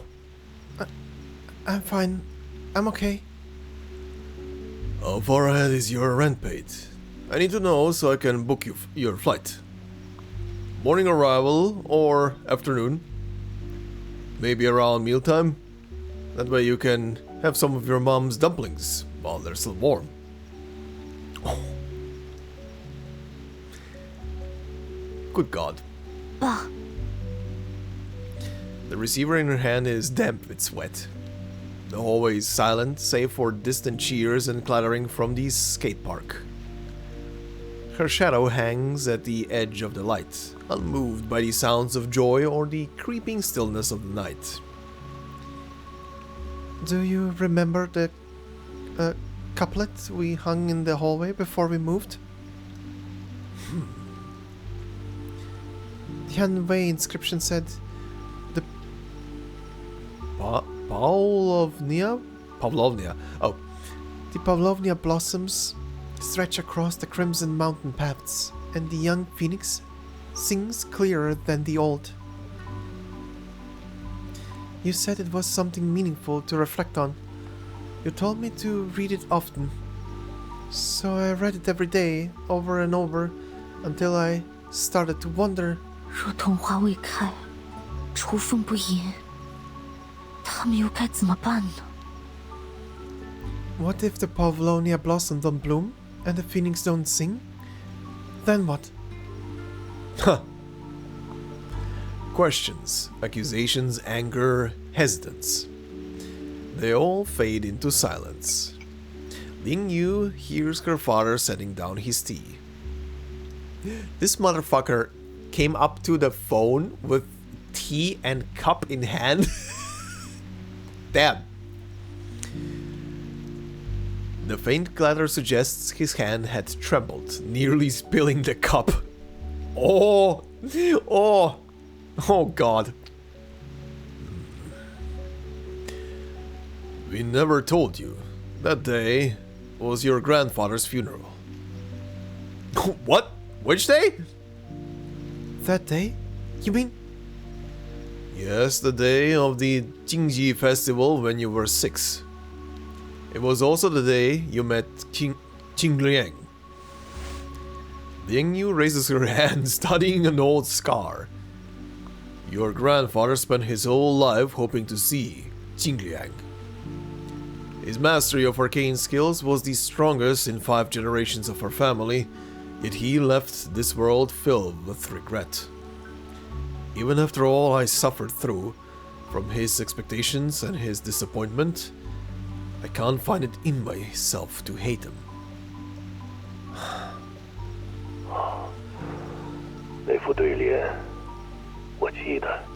That couplet, I remember it. I've packed it away.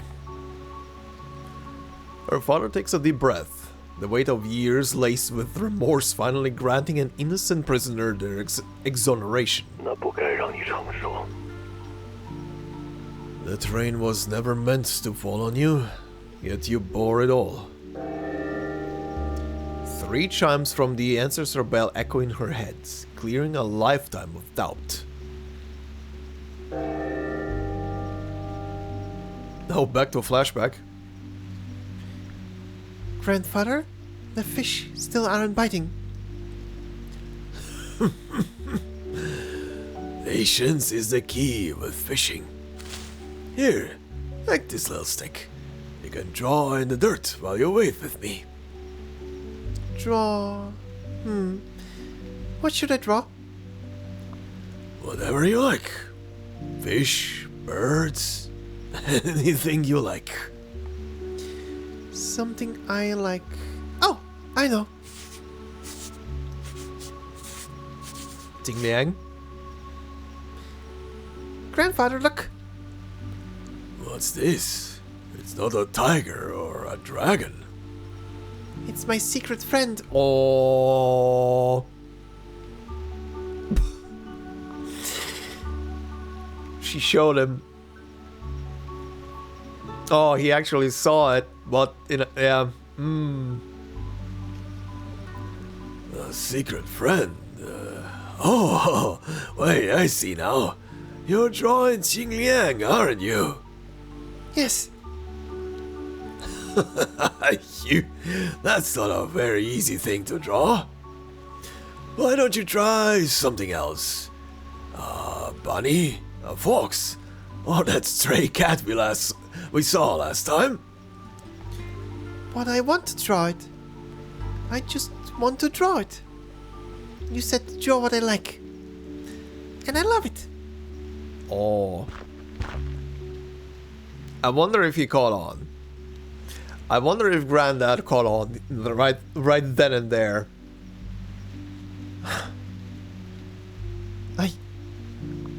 I love it. Yes, you do, you doofus, you forgot. 3 more chimes from the ancestral bell.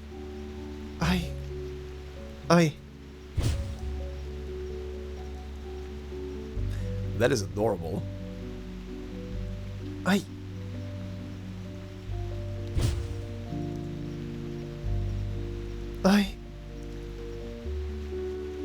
Yeah? Is it finally singing in? Finally gonna say it?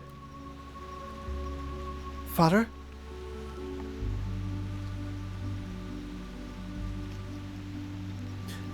Part 6. Commencement of Spring. Time for rebirth. It's time for rebirth. Time for the sakura blossoms to bloom. No? Is she going home? I love Los Angeles. T-shirt. T-shirts 10 in total. Yes, bring that shit home. Besides family, one for the neighbor's kid. Hoo-hoo. 2. And That's watch. Packed. The meat grinder mom wanted. Packed. Fancy cat toys for Mimi. Packed. What? Hey, I'm not interrupting, am I? Has our little hero not finished packing yet? Everyone's ready for your farewell party. Did Deputy Chief Eldon really let you decorate the precinct like the... What did he call it? A high school prom? What does he know about dances? That guy definitely was not invited to parties. Damn, the Elden diss. The next FromSoft game. Liang Yu chuckles, shaking her head. So, heading out the day after tomorrow? Yes. Oh, you got plans for the next 2 days? Oh, you got plans for the next 2 days? Studying for the makeup test? Liang Yu thinks to herself, searching for an answer. I want to take some time to just enjoy the moment. Hold on a minute. Enjoy the moment? Yes. Oh, that's a new one from you. I'll probably only hear from the vigils about their final decision after I return. For now, I want to try all the things I've never done before or didn't dare to do.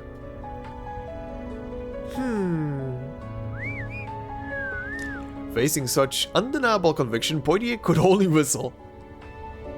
No sweat the results, princess. Between you and me, I overheard Eldon talking to the Foundation. That was all good stuff. I think he's got a soft spot for troublemakers. thank you. The entire precinct is just troublemakers. He relishes that. It pumps his blood. That's how he's buff. That's why he's buff.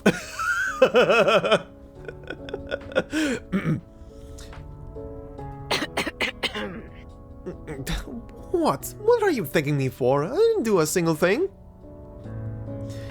No, you've helped me the most. point here blushing is amazing. As always, sincerity at times can be its own way to stop a conversation. Fortunately, it also paves the way to deeper connections. By the way, Yeah, what's on your mind? When I get home, I'd really like to send you some local specialities from my hometown. I hope you'll try them. As if trying to conceal some emotion, the instructor awkwardly twitches her nose. Why, certainly, Miss Liang.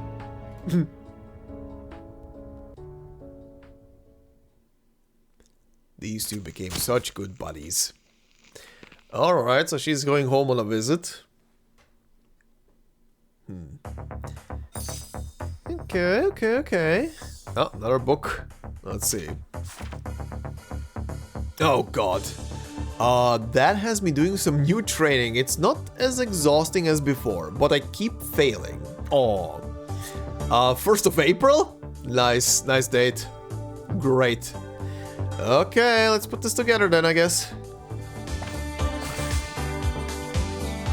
There we go. Let's see. Tuesday, April 1st, 1980. Sunny. My coordination with Qing Liang is not going well, but it's not its fault. I should have realized that Qing Liang can't speak or even read. That won't stop me. Whenever Grandpa took me fishing, I would draw while waiting for him to catch a fish. Grandpa would guess what I was drawing, and he'd always get it right. We can do the same. I'll draw out the actions so Qing Liang can remember them. That way, with just one signal, we'll be in sync. I drew a little person and a big cat to represent us, showing that it's time to strike together. Then I drew a fist to signal that we need to get ready, an outstretched index finger to mean we're attacking, and an open palm to mean stop. After practicing these signals for a while, Qing Liang understood it. This method is perfect, and we'll definitely get it right next time we practice. Sometime later. That said, Qing Liang and I can't rely on only gestures. That would be lazy. Gestures should be supplementary, and I need to communicate with Qing Liang without using words or movements at all. That always says I don't think things through enough, but how can I improve when I can barely sort out my own thoughts, let alone understand what Qing Liang thinks? What Qing Liang's thinking. It's gonna be okay, don't worry about that. Alright, let's see. Rainwater.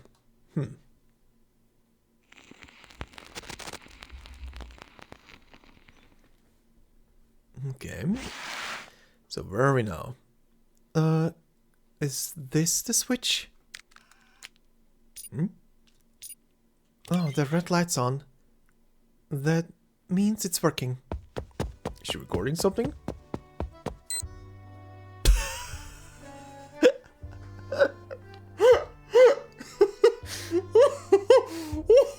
Oh god!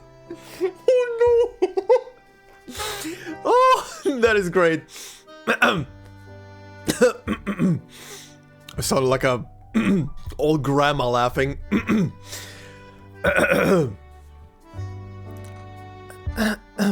This is Liang Yu. I'm currently at the largest amusement park in Los Angeles.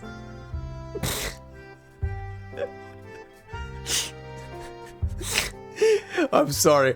I'm trying to focus on the text, but the fucking face is killing me.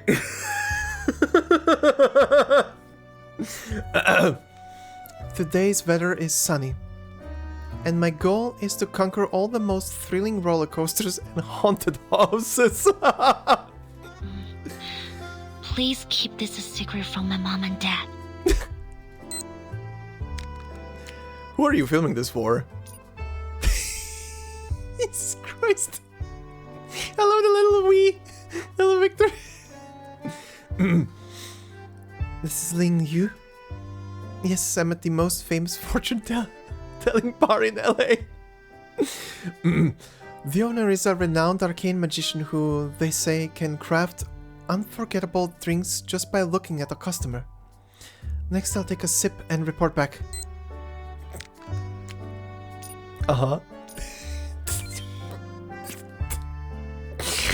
What is that face now?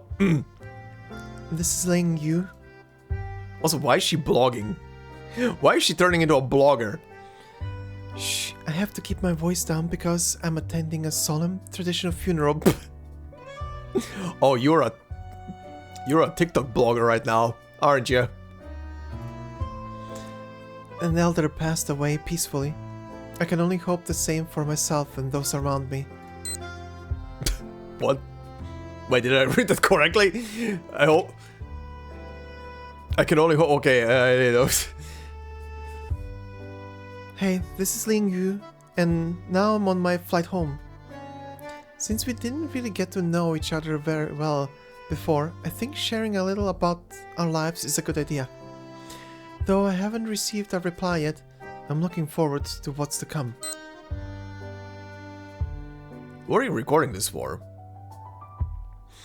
For Qing Liang or Poitier?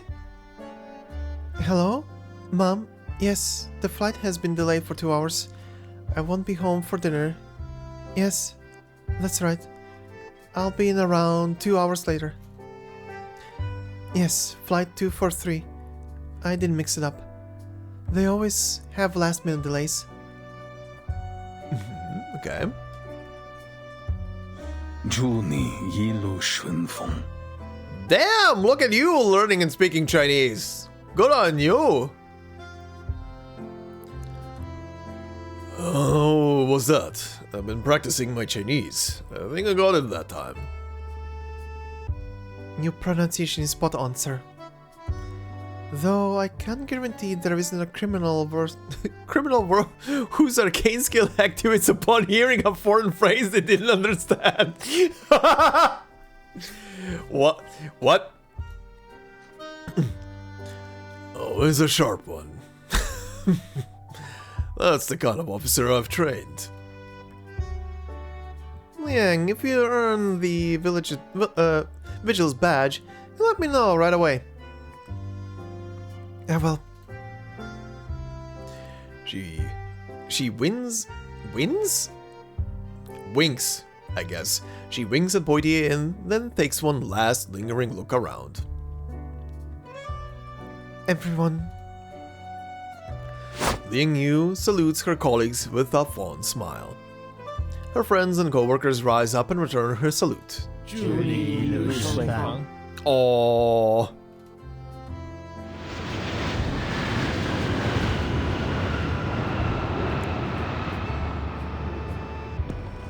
She became their little baby, their little princess. It's adorable. Okay. Oh, the recording continues. We used to come here all the time. Turn left here. There used to be a locksmith. Mom said they made a fortune and moved away. Things change so fast, Qing Liang. Okay, she's recording this for Qing Liang. Even though we've only been gone 6 months, this little town has changed so much more than I could have ever imagined. Uh-huh.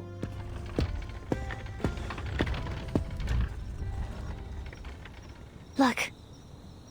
We're back. Uh-huh. The animation to type on the phone. Okay. Oh.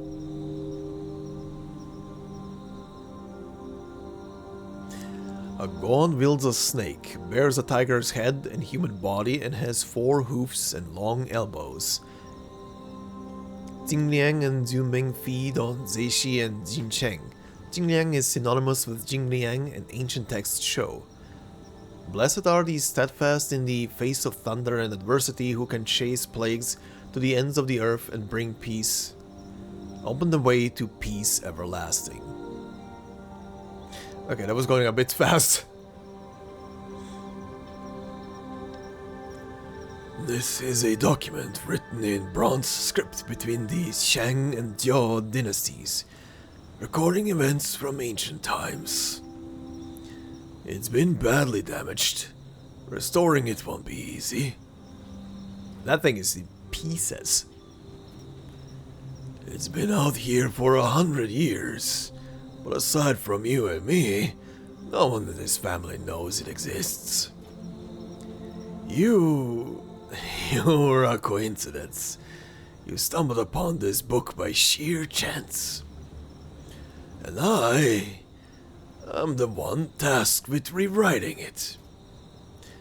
It records the ancient ritual that is set to awaken Liang. It also lists every member of the Liang family who underwent these trials. Some of them were so drained by the rites that they needed years to recover. Sometimes they never really recover at all. So let me ask you one last time. Are you sure you want to know what's written inside?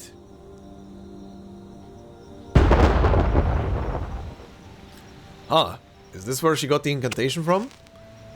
To burn a single white candle. 春雷惊百虫，万物始生长。 Spring thunder stirs the insects. Life begins anew. From a carved black lacquered agarwood? Agarwood, I guess? Agarwood chest. She retrieves a ceremonial dress. It's been so long. I can hardly remember the year Liang appeared. She dons the garment. Father, grandfather, I have I have a different view of things now.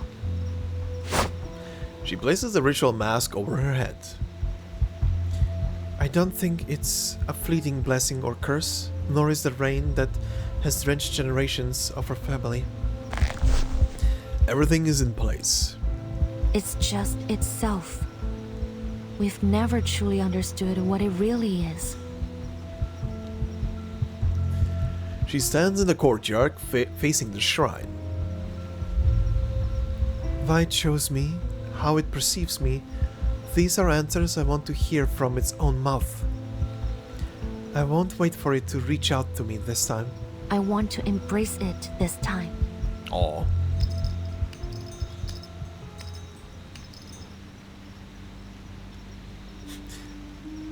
Step 1. The tool.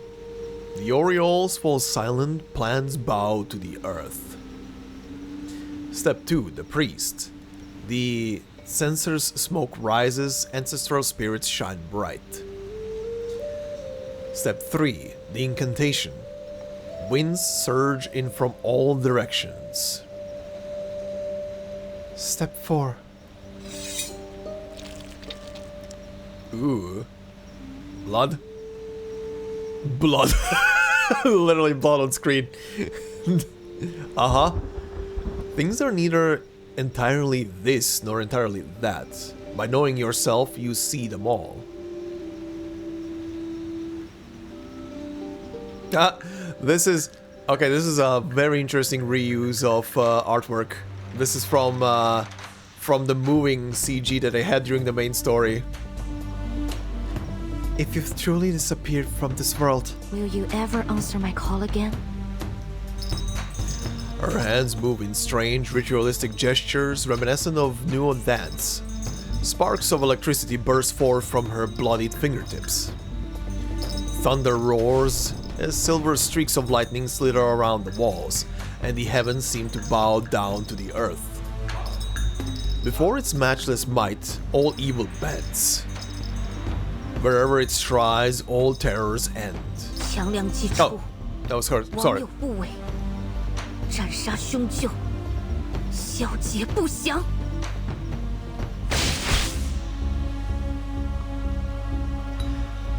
Part 7. Rainwater.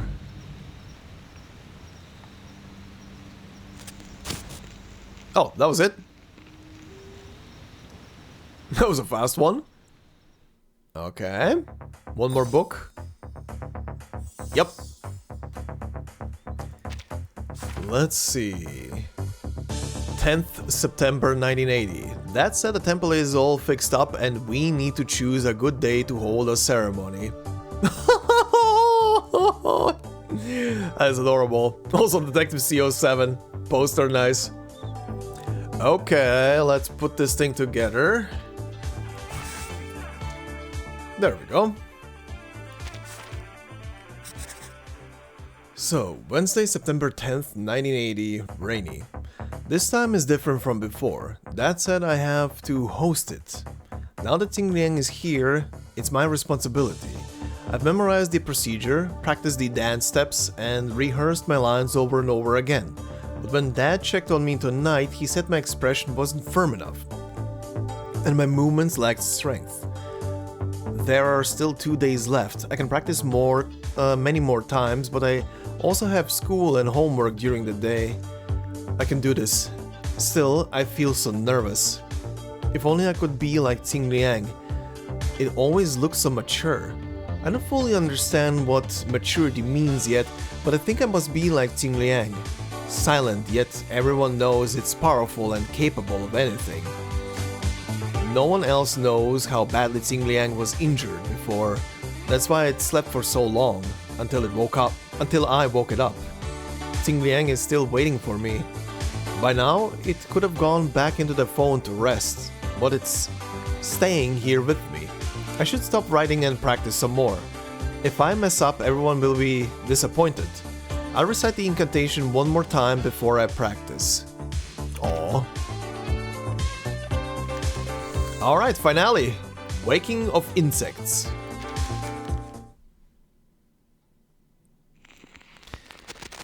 Time to wake up the kitty. Oh, immediately drums. Open the way to peace everlasting.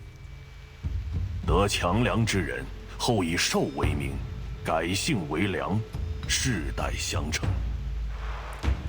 The person who was entrusted with Liang took Liang as their surname, passing this knowledge down through their descendants.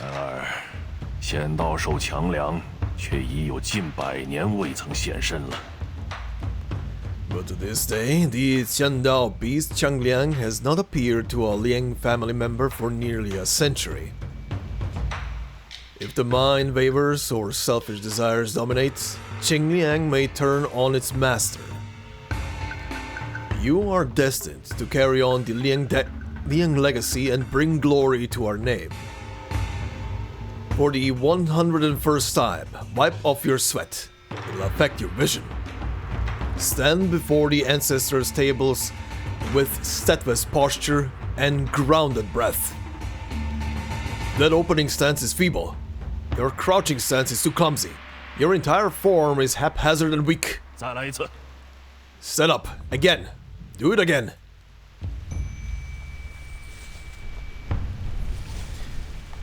Do you hear the voices? Morning and night, they come to honor you, to beg blessings from you. What they pray for, their countless requests, have nothing to do with you or me. Locked away in a statue for so long, you must be lonely. Hello? Hello? Let me know if you can hear me. This is Officer Liang Yu. Oh. Oh, hi. You're back. I'm calling out to you. The colossal beast before her glares menacingly, hot vapor seething from its jagged fangs. The red clouds of the night burst like blood blossoms behind it. It looms over her, as tall as a pagoda, striking awe and terror. Its eyes are hot sears that burn into her skin. The tiny figure at its feet is emotionless and inscrutable. Don't you recognize me? The beast scrapes its claws against the ground, lowering into a poised stance. She recognizes the move. It wasn't friendly. It was preparing to strike. I see. Waking you up won't be simple. I'll have to entertain you first, right? Before she could finish, the beast lunges out like an arrow from a bow. Stones tumble and the temple appears on the verge of collapse. Her pounding heart pushes blood and primal adrenaline through her veins. Liang Yu's lands barely along the edge of a water tank. You really don't hold back, do you? I don't think you'd come at me with full force.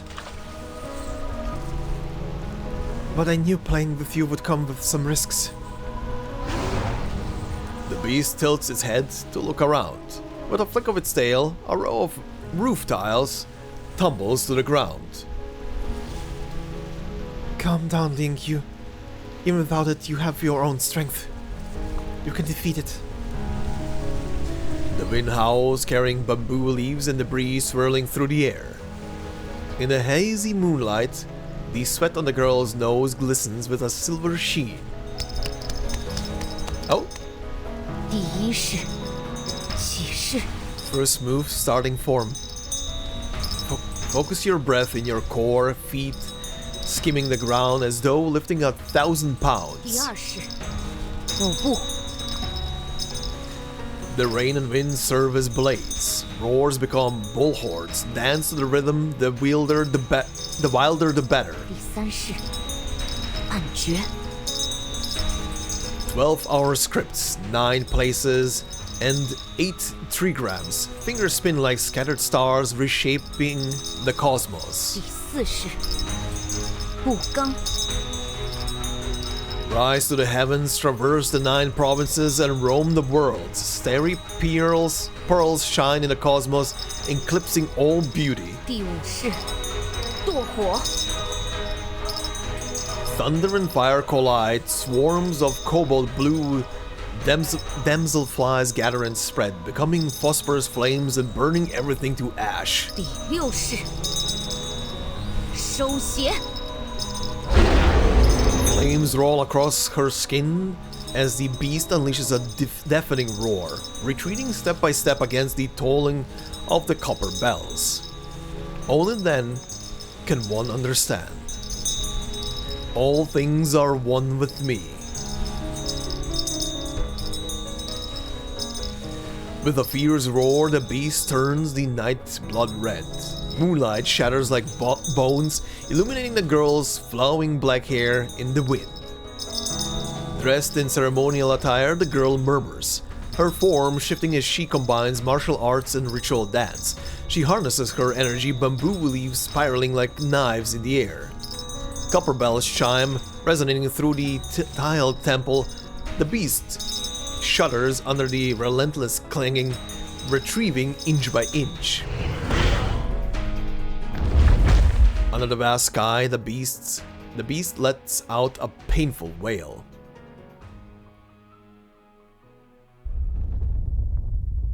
Uh-huh. Did you feel that? I felt like an earthquake. The rhythmic chopping slows to a stop. The elderly couple turns to look out the window. Listen closely. That sounded like a tiger's roar.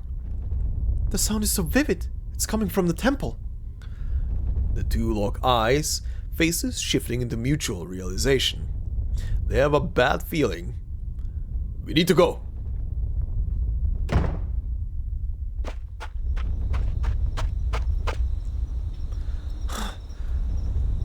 You? Xiaoliang, You? What are you doing here? Didn't you say your flight was delayed? Oh. Oh. She came 2 hours earlier than they expected. Oh, sneaky. The temple is tranquil now. Duckweed ripples gently in the cistern. Despite the bamboo shadows swaying, all traces of the storm have vanished. There, standing in the moonlight courtyard, is a girl. She turns to face them. Father? Mother? Why are you wearing ceremonial attire? What are you doing out here? The question is loaded with meaning. She never adopted her mother's intuition, but now isn't the time. Oh, nothing. I just came back early and thought I'd surprise you, so I didn't tell you. Surprise? Who surprises someone by coming to the temple and making a racket? That's... She looks over to her husband, expecting a matching response. He says nothing but gives his daughter a long and deep stare, filled with unspoken words. Then he reaches out for her. You look full of energy. That's because I'm your daughter. She gently takes her father's hand from her shoulder. Come on, Let's go home for dinner. 稍微等一下， Wait a second, Father. Mother, 我能叫一个小伙伴来咱家一起吃饭吗？ can I invite a little friend to join us for dinner? Of course. Why not? Who is it? A new friend you made in America? Or an old classmate from the academy? Liang Yu shakes her head and takes out her phone, dialing a number. Tiny! Ah! You're tiny! The beast appears before them.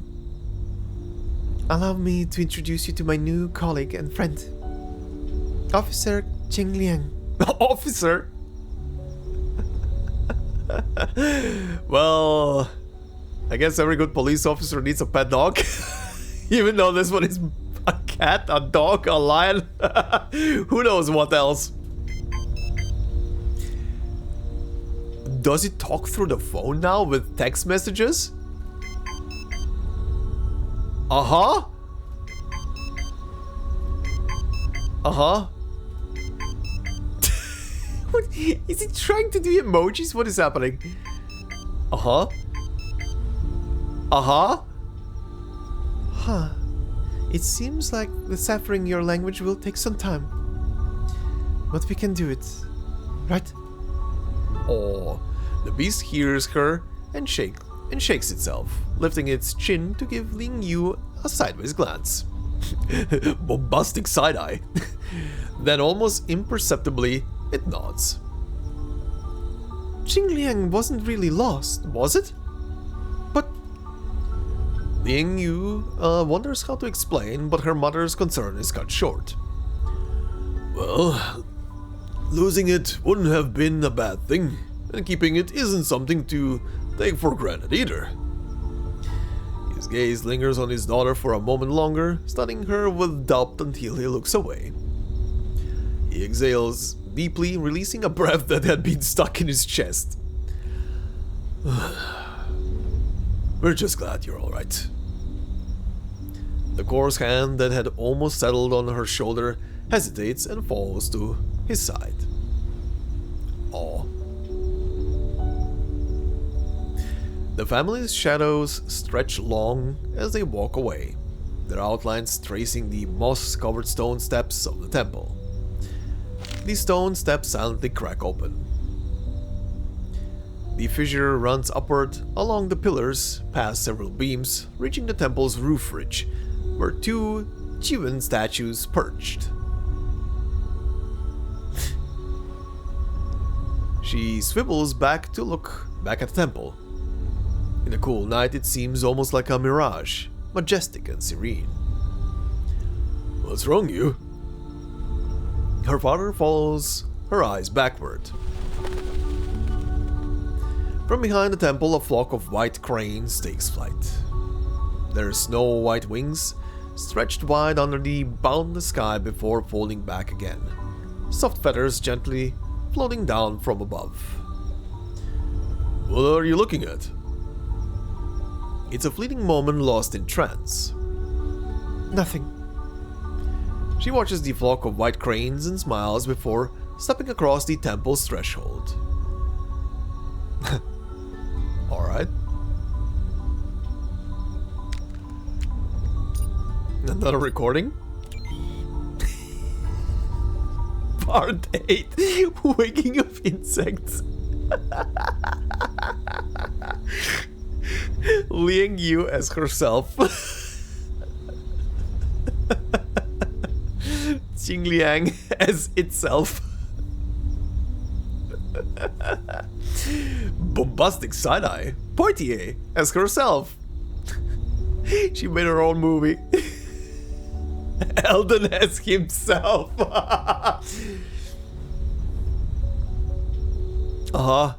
Liang's father as himself.